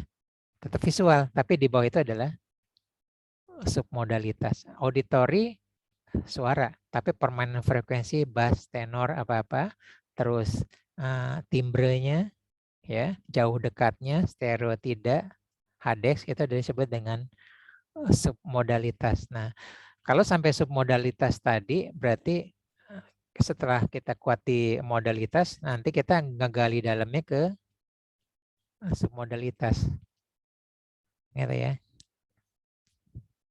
Ya gitu aja. Karena tadi saya tergelitik karena tadi saya tidak ngomong soal modalitas. Nah, jadi mirip seperti tadi ya. Nah, kalau modalitas tadi kinestetik, ya, submodalitasnya adalah apakah dia bergerak atau dia bisa mempunyai memori otot, memori bergerak. Ya. Memori gerak itu adalah orang nari itu ya. Ya. Saya pianis ya. Saya pemain piano klasik ya. Nah, saya sambil baca pun jari saya sudah mainkan dengan halus, itu memori di situ. Ini adalah submodalitas dari kinestetik saya, kecerdasan kinestetik saya. Ada orang nari itu ya kayak mengalir ya, baik sendiri atau berpasangan. Itu adalah kecerdasan submodalitas dari kinestetik. Di bawahnya lagi. Nah, kalau punya kemampuan modalitas dan submodalitas, nah orang tua bisa sama dia imajinasi. Submodalitasnya biasanya apakah dia menggambar. Submodalitasnya adalah dia menggambarnya sebenarnya apakah realistis atau abstrak atau apa. Nah, jadi punya gayanya lagi. Nah, gaya lagi bermain di submodalitas. Nah, ini adalah lanjutan untuk menggali lebih dalamnya, gitu ya. Nah, kalau kita belum sampai ke submodalitas, yang tadi yang udah ada ya. Oh, ternyata anak saya tipe visual ya. Ini kita bisa pakai untuk bisnis juga ya. Kalau lawan bicara kita tipe visual, kita presentasinya dengan visual. Saya pakai gerakan, saya pakai gambar, gitu ya. Mereka suka pakaian saya yang rapi, gitu ya. Pakaian saya yang rapi, nah, gitu loh, dan sebagainya. Ada pertanyaan sebentar ya. Tadi silakan kalau mau lanjut ya. Oke, ada pertanyaan ya. Masih 2 tahun. Nah, 2 tahun itu kebanyakan dari kita lihat emosionalnya seperti apa, ya. Kemudian bisa jadi dari gerakannya, ya. Gerakan itu kinestetiknya seperti apa? Dia ngider-ngidernya atau bermain duduk, ya, atau dia sering jalan-jalan. Seperti apa? Kalau sering jalan-jalan berpotensi kinestetiknya kuat, ya. Ada sejak lahir udah ketahuan auditorinya. Ya, dia bermain apa-apa kita ngomong, habis itu dia dengan mudah. Nah, sekarang tugas kita sebagai orang tua lebih fokus lagi melihat siapa tahu ada potensi yang mulai kelihatan, mulai ya. Nah, kita sudah mulai dicatat. Mulai kan 2 tahun tuh. Berarti mulai. Nanti kita perkuat lagi dia 3 tahun sama 4 tahun. Ya, kita tracking dari catatan kita ya pada usia 2 tahun itu dia seperti ini ya. Pas 5 tahun seperti ini ya. 7 tahun matematikanya kuat ya, hitungannya kuat.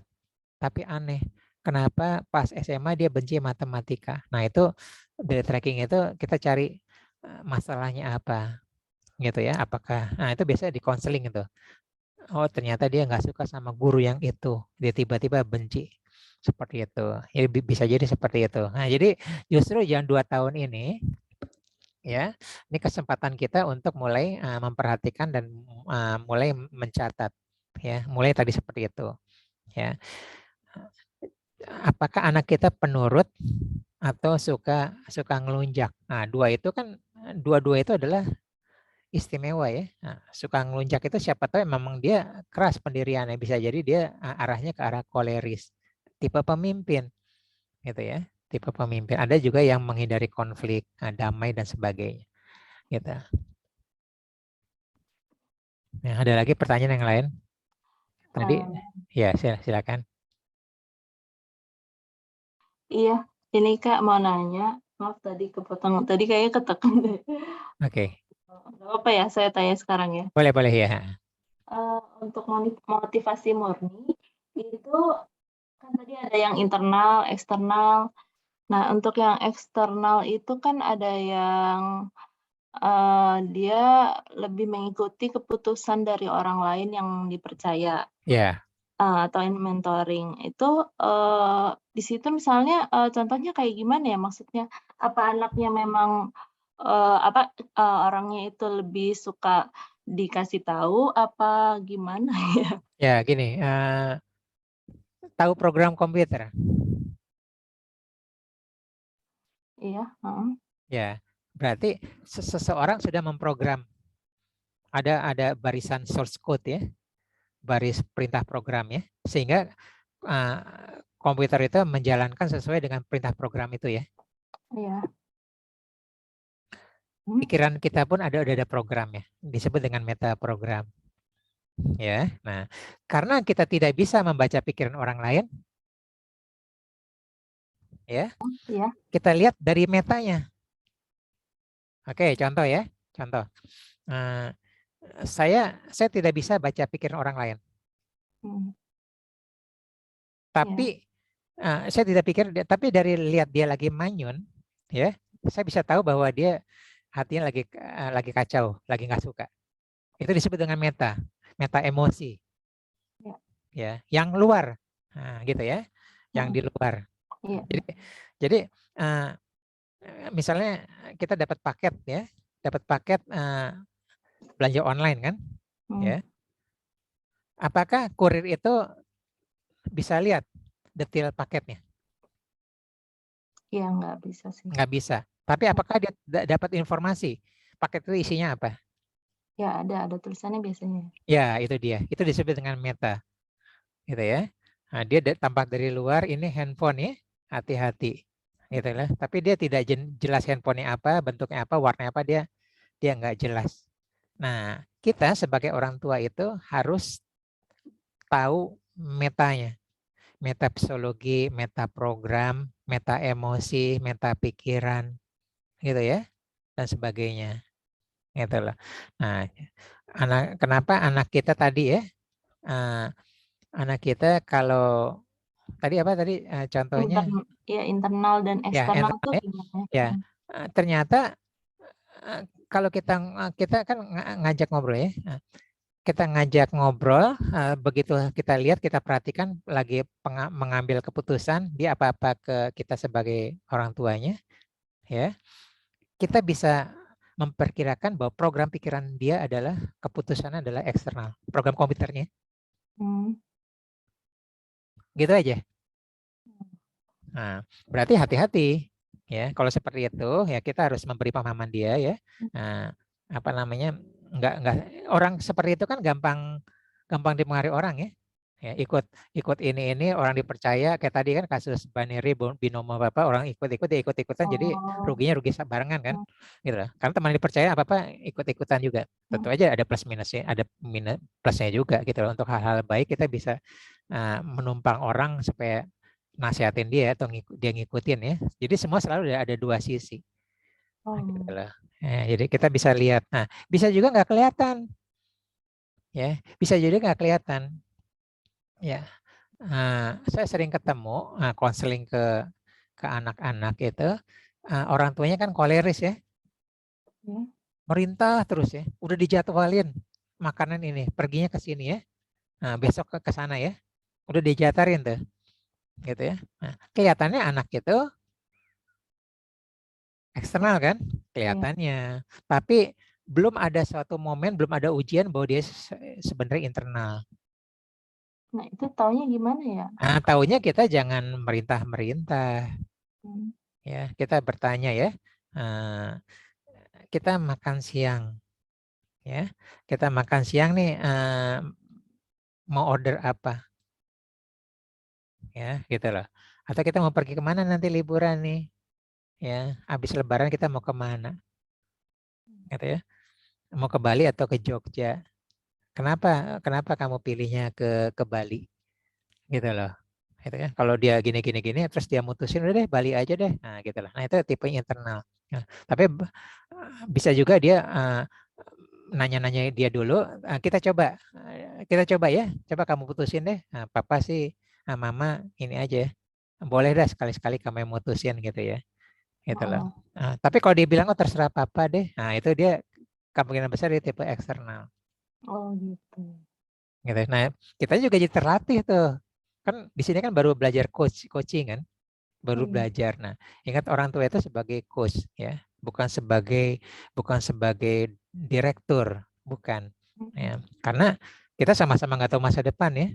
Bisa jadi ya kita gini-gini salah, bukan masa depannya, bukan dunia dia. Nah, begitu kita bertanya, dia nanti akan mengeluarkan pendapatnya, pilihan apa-apa. Nanti keputusan kita kan ngomong keputusan akhir, ya. Terus kita lihat keputusan akhir dia seperti apa, gitu ya. Nah, siapa tahu dia internal. Nah, kalau internal itu kita sering menguji dia, gitu ya. Kenapa dia putusin? Kalau di TPNL kita uji aja. Nah, ini ada pilihan A, B, C. Kamu punya pilihan apa? Punya pilihan 3. Oke, kenapa 3 pilihan itu plus minusnya apa? Dia bercerita kan? Karena kita pertanyaan memberdayakan kan? Nah, itu kemudian gini.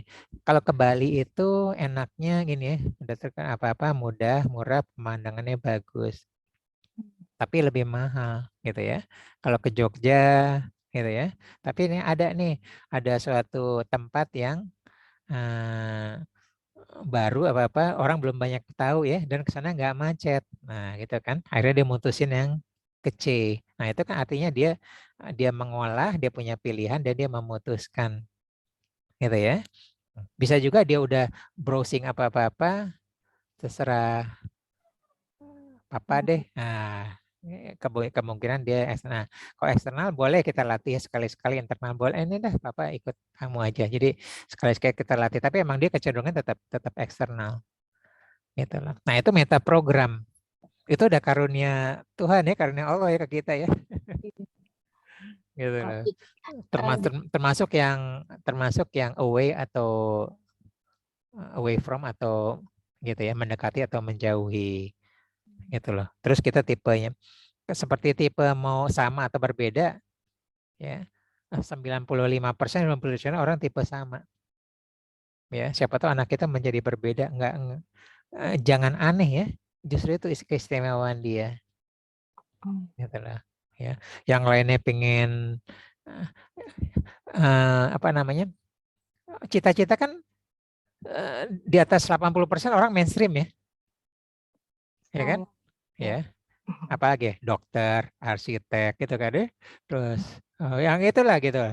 Kebanyakan psikologi, hukum, ya bisnis apa-apa gitu. Nah, yang ini nih yang dikit tuh. Nah, itu dia bisa jadi tipe yang berbeda, mismatcher. Nah, yang berbeda itu biasanya dia pendobrak ya. Berani bisnis yang berbeda, berani mencoba beda, berani melakukan risiko yang berbeda gitu loh. Nah itu potensi. Sama pun potensi gitu ya. Sama pun potensi. Berarti apa namanya? Ini bersama dengan umum gitu loh. Semua potensi gitu lah, dengan plus minusnya. Ya, oke, makasih Kak. Ya, sama yang lain silakan.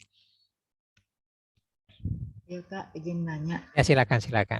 Ya, jadi kan kalau tadi Kakak jelasin kalau learning style itu kita sebaiknya mengasah semuanya, dicoba semuanya supaya kita tidak terpaku pada satu gaya untuk belajar. Ya. Nah, apakah sama dengan kecerdasan itu sendiri? Misalnya kalau kita lihat anak kita punya kecerdasan tertentu spasial, terus kalau bisa dia juga semuanya dia punya, atau kita lihat mana yang dominan dan kita fokus ke situ aja sebagai mungkin itu nanti akan menjadi itu potensi yang dia paling besar untuk nanti dia kelak kehidupan dia kelak.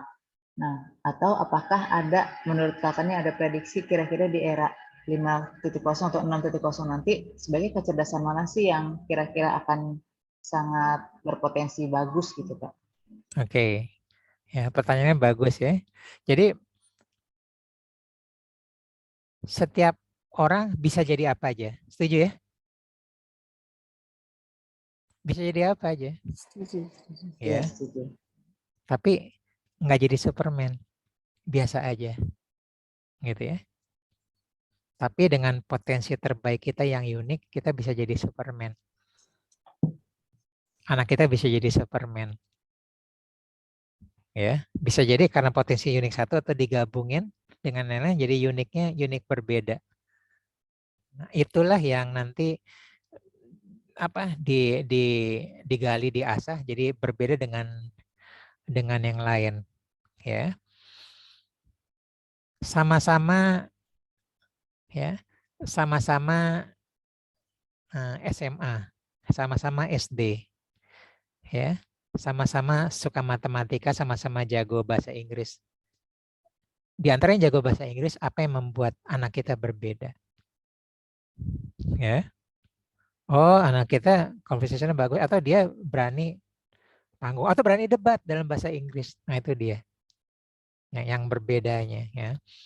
Potensi yang berbedanya. Jadi, pertama kali ada potensi umum, kita lihat yang berbeda. Nah, itu tadi jangan dipaksa semua harus diasah ya.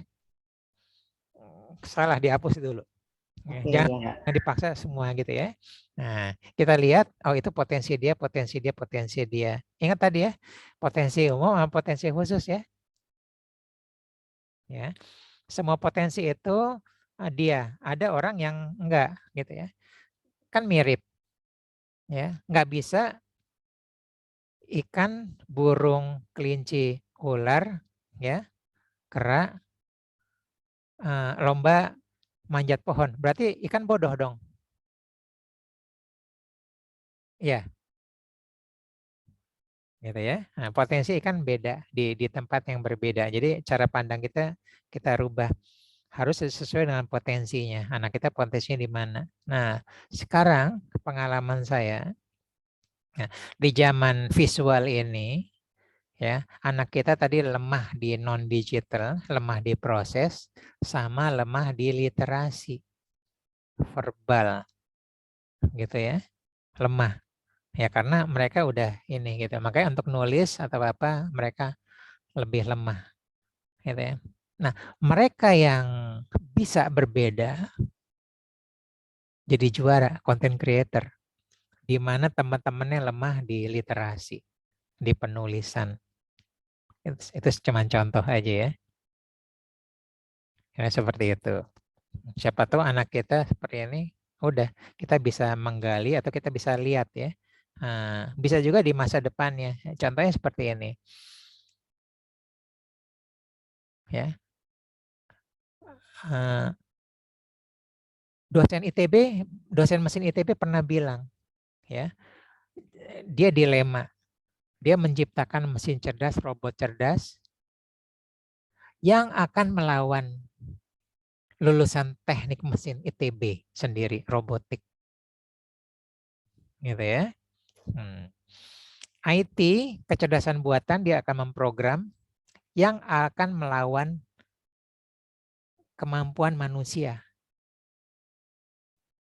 Paradoks ya, tapi itu yang terjadi. Nah, kita sebagai orang tua itu harus punya apa namanya, map di kepala kita yang luas, udah lihat ke depan. Nah, maka tadi karena di sini maksimum 9 atau 10 tahun, maka harusnya saya rubah ya, coaching 6.0. Karena lawan kita nanti adalah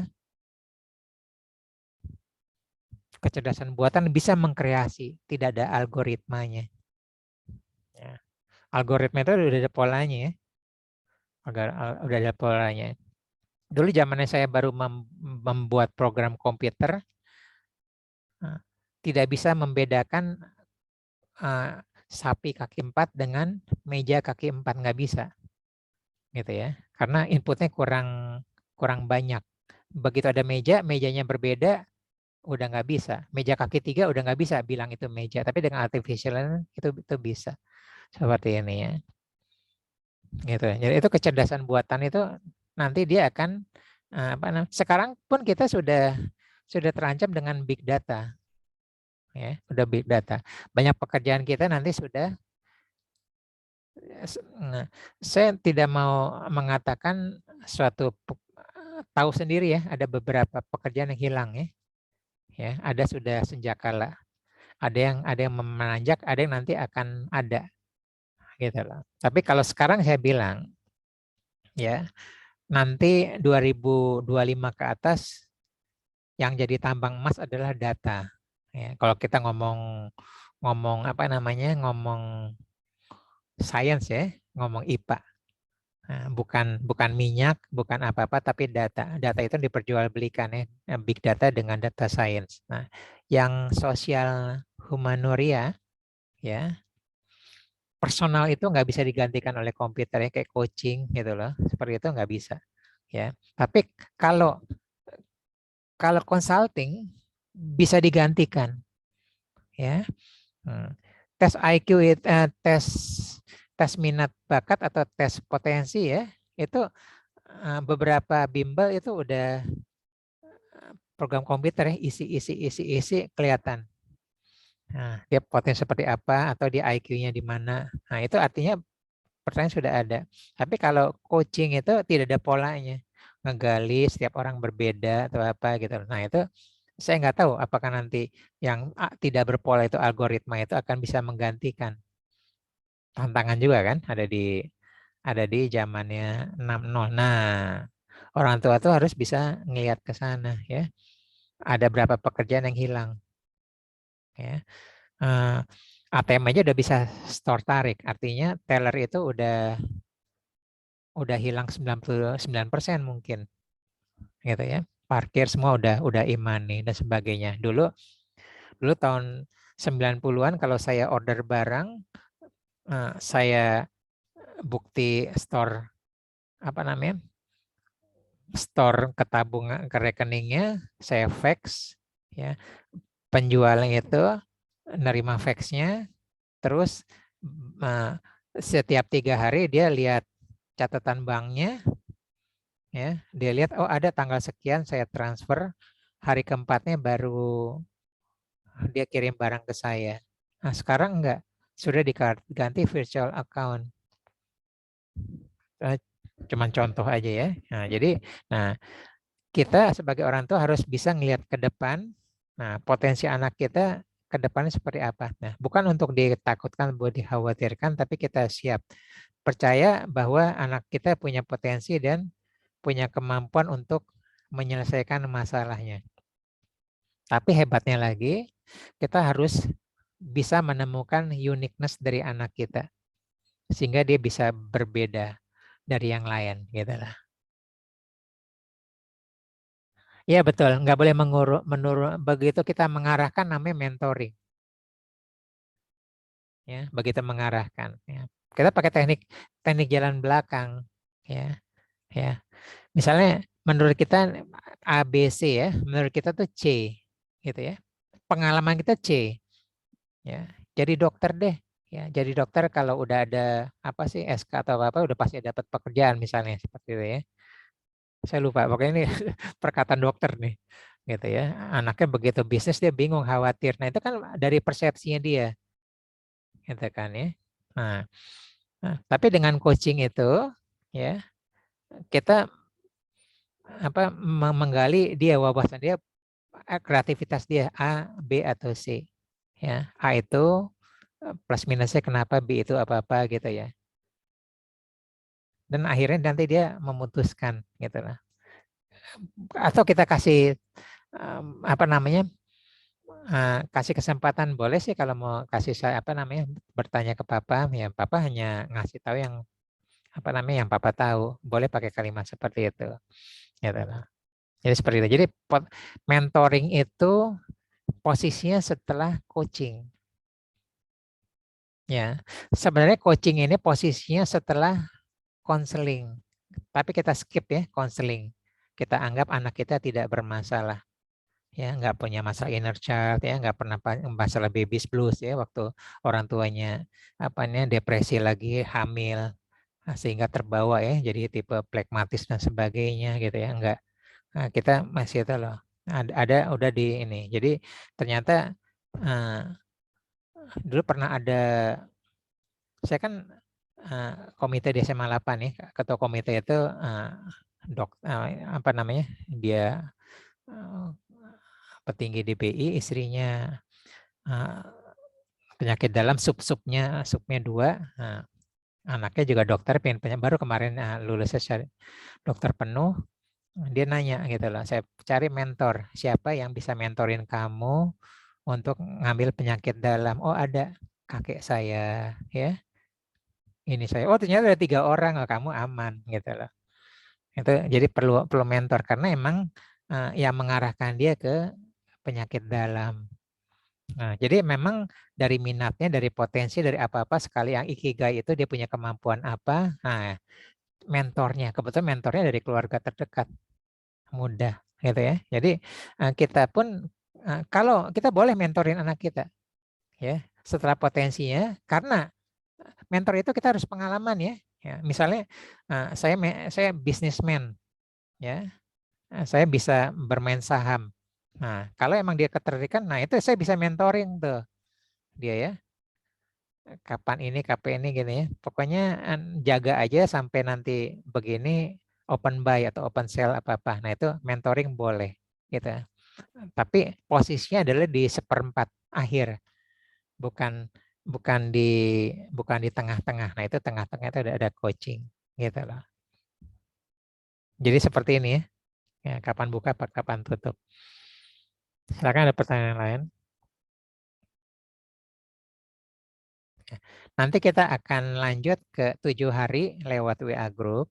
Ya, saya saya open ya. Jadi kita diskusi di WA group ya, biar semua belajar ya. Anak saya begini atau saya juga begini, nggak apa-apa kalau kita nggak belum lihat ini tentang saya aja dulu. Tentang saya aja dulu, saya ternyata termasuk ini. Bagaimana menggali potensi saya? Saya harus bagaimana? Boleh kita di grup gitu ya. Nah, tolong dimanfaatkan 7 hari ini ya. Nanti WA grup ini kita bubarkan. Ya, saya harus bubarkan karena saya paralel bisa 15 grup gitu ya yang jalan. Emang harus saya bubarkan. Nah, tadi ya bahwa kalau ada coaching setelah training ya, pemahamannya bisa naik sampai 80% jika dimanfaatkan gitu ya. Setelah itu nanti bahkan dengan aplikasinya gitu ya. Dokter kan juga harus praktek ya. Perlu jam terbang. Nah, jam terbang itu tidak bohong ya.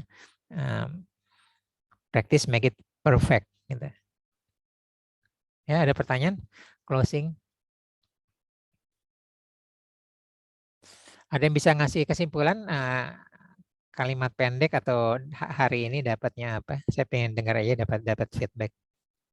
Apa aja yang ingatnya, apa terlintas juga boleh. 1 atau 2 orang atau 3 orang. Silakan. Atau nggak ngerti apa-apa. Boleh juga gitu ya. Apa aja yang teringat gitu lah. Silakan biar saya ada dapat ini. Ya, ya kalau dari saya sih yang semuanya memang kebanyakan sudah pernah dapat juga dari mana-mana gitu. Cuman yang paling baru yang baru saya tahu itu tadi kayak CCCMT ya, bahwa dari mulai consulting sampai ke training itu ternyata suatu tahapan dan itu ada tujuannya masing-masing. Saya pikir selama ini apa sih bedanya, sama aja, hanya penyebutan nama aja, maunya dibilang ini bilang itu. Ternyata itu ada artinya masing-masing. Ya, dan jadinya wawasan sih terbuka sih bahwa coaching itu ya jadi sebelum kita kan kalau orang tua kayak taunya mentor sama training, nanti mau cariin sekolah apa, kurikulum apa, training nanti mau guru apa, pikirnya itu, tapi lupa di coachingnya itu sendiri bahwa itu sebenarnya itu tahap pertama kalau dia tidak punya masalah ya, apalagi tadi kalau ada masalah inner child, kira-kira dia harus sebelumnya harus konseling dulu. Sih Kak yang paling aku dapat hari ini, membuka wawasan. Oke. Oh ya, saya sama-sama. Saya mumpung ingat ya, training yang jadi bintang tuh trainernya. Nah, ini sini bintangnya ya, saya gitu lah, maaf ya, trainer. Tapi coaching yang jadi bintang coachnya. Coachnya nggak kelihatan di belakang. Lihat ya, Muhammad Ali siapa tahu ya, Tiger Woods siapa tahu ininya, coachnya siapa ya, pemain basket siapa tahu ya, golf siapa tahu ya. Saya banyak coach ya, CEO, direktur utama bank-bank BUMN, orang nggak ada tahu siapa ya. Kita bawa dari level bawah manajer apa-apa sampai ke atas ya. Yang jadi bintang adalah coachnya. Nah, kita nanti begitu nge-coach anak kita, yang jadi bintang anak kita berprestasi. Orang di belakang layarnya nggak tahu. Ya, semua dengan pertanyaan. Ya, kenapa? Karena yang dibutuhkan seorang coach adalah pertanyaan. Ya, seseorang yang ada di pucuk sana dia akan kesepian.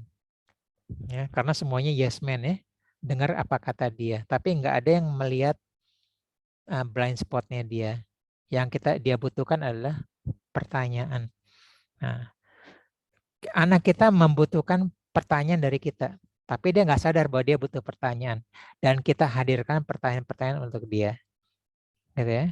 Selamat pagi, hari ini mau kemana? Rencananya apa? Gitu ya. Kapan dilaksanakannya? Gitu ya. Ada hambatan apa?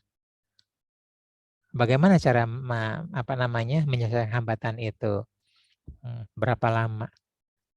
Oh, tadi saya ingat ya, realita itu selain yang ini bisa juga realita yang kita butuhkan yang belum punya SMS sekarang ya.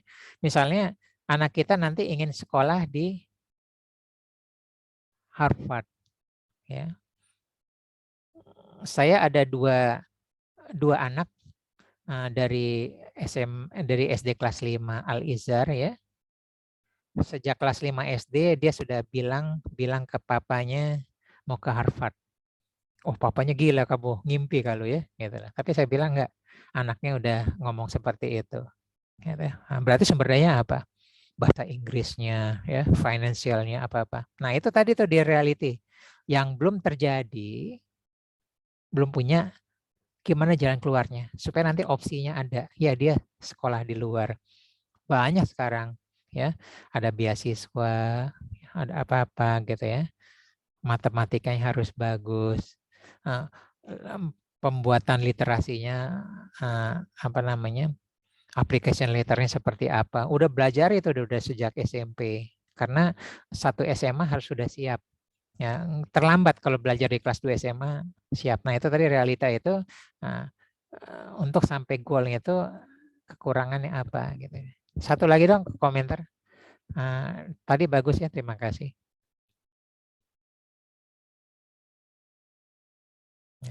Pada prinsipnya kita sudah tahu ya, udah punya gitu lah. Ya silakan. Ya baik, Kari. Yang lain ada yang mau komen nggak nih? Kalau nggak ada, aku mau coba nyimpulin ya Kak. Yeah. Kalau dari aku sendiri, tadi merasa punya banyak PR. Terutama kalau dari tadi kita sebagai coach itu harus netral, mendengarkan dan bertanya gitu, tapi tidak memperdayakan. Nah, ini sebenarnya yang agak sulit. Gimana caranya kita bertanya kepada anak tanpa dia merasa kita ngejudge dia dengan pertanyaan kita. Benar nggak sih, Kak?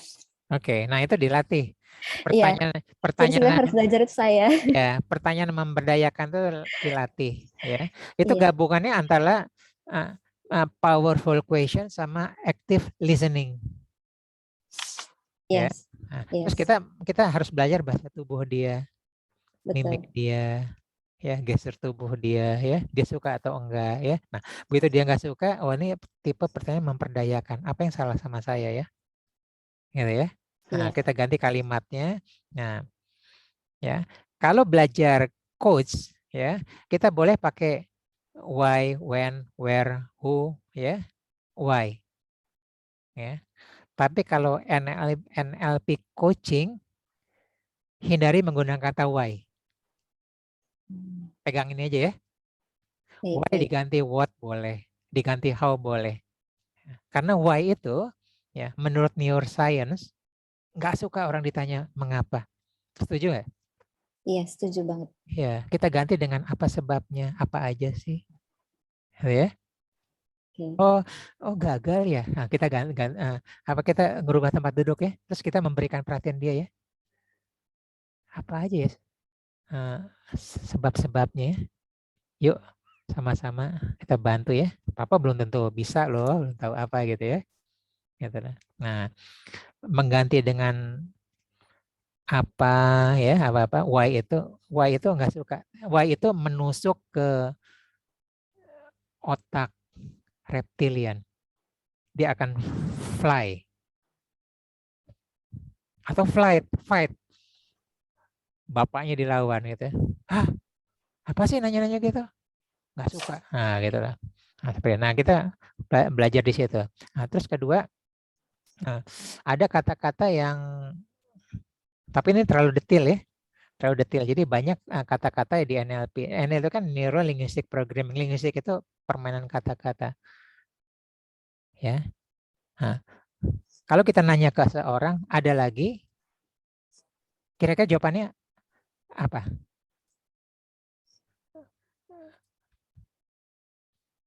Cenderung jawab enggak sih? Iya, nggak ada lagi. Ya, tapi kalau kita ganti, Masih ada. apa lagi? Itu membuka peluang untuk pertanyaan berikutnya. Itu ilmu linguistik ya. Penggunaan kata itu tadi ya, why, apa, tapi, dan, ya, atau gitu. Jadi dari bahasa itu misalnya tapi ya, orang negatif itu positif tapi negatif ya. Tapi orang positif itu negatif tapi positif. Nah, kita bisa lihat ini kan metaprogram nih.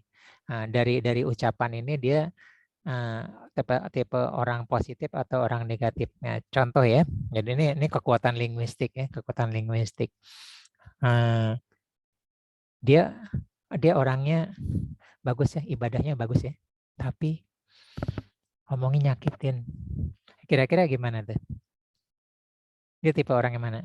Negatif. Negatif ya, karena sebelumnya positif tapi negatif. Tapi orang positif dia balik ya. Emang sih dia kalau ngomongnya nyakitin, aduh, tapi ibadahnya bagus. Nah, gitu lah. Nah, nah itu bahayanya kalau ngomong sama orang NLP ya. Dia bisa tahu apa yang dia pikirkan dia sesuai. Nah, itu meta ya, dari meta linguistik. Nah, dari situ dia bisa tahu ya. Tetap nggak bisa baca pikiran orang, mind reading nggak, tapi dari meta-meta itu, meta program, meta linguistik, meta behavior, gitu ya, meta pernapasan. Ada meta pernapasan nih, cara dia napas, perut dada itu, gestur tubuh, meta itu ya, kira-kira seperti dapat informasi dari luar itu. Nah, dengan meta itu sebenarnya kita mempunyai kemampuan alami untuk belajar ya, kan kita tahu ya kalau orang ke bawah itu nggak suka ya, sedih ya. Nah itu kan sebenarnya kita sudah belajar secara alamiah ya, bahwa dia orangnya sedang sedih ya, sedang dirundung kemalangan apa-apa gitu. Itu yang berapa, tapi ada beberapa yang ini nih nggak seperti itu. Oke, kita cukupkan sekian ya. Insya Allah bermanfaat. Kemudian nanti kita lanjutkan di WA group. Nanti kalau ada pertanyaan yang lain yang belum ada di materi ini, nggak apa-apa. Nanti saya kasih itu materinya di WA group ya, dalam bentuk PDF atau saya ketik seperti itu. Jadi tolong dimanfaatkan aja. Nah, terus kalau ada yang kurang nyaman ke grup ya, boleh kalau mau bertanya Japri juga boleh ya. 7 hari aja. Gitu ya, boleh ya, anak saya begini atau saya gini, saya juga boleh untuk saya gitu, namanya juga belajar ya. Tadi kan anak-anak saya masih 2 tahun atau itu ya, atau masih dalam kandungan, saya belum tahu apa-apa gitu ya. Nah, bagaimana ngembanginnya apa-apa, itu boleh seperti itu. Nah, sebelum ditutup kita akan sesi foto ya, jika berkenan ya. Nah, bisa dibuka kamera jika berkenan, kalau enggak apa-apa ya.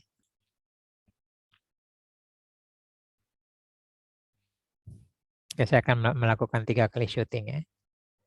Oke, 1, 2, 3. Oke, yang kedua 1, 2, 3. 3, 1, 2, 3. Oke, terima kasih semuanya. Insya Allah bermanfaat. Nanti besok pagi atau siang saya kirim rekaman YouTube-nya. Bisa dipelajari ulang nanti sebagai bahan pertanyaan. Yang penting manfaatkan waktu 7 hari WA grup ini untuk bertanya, diskusi sama coachingnya sebelum grup ini saya bubarkan. Terima kasih semuanya. Bermanfaat. Kita lanjut diskusi ke ini. Izin saya tutup ya. Terima kasih Kak Ari. Mari. Assalamualaikum warahmatullahi wabarakatuh. Waalaikumsalam.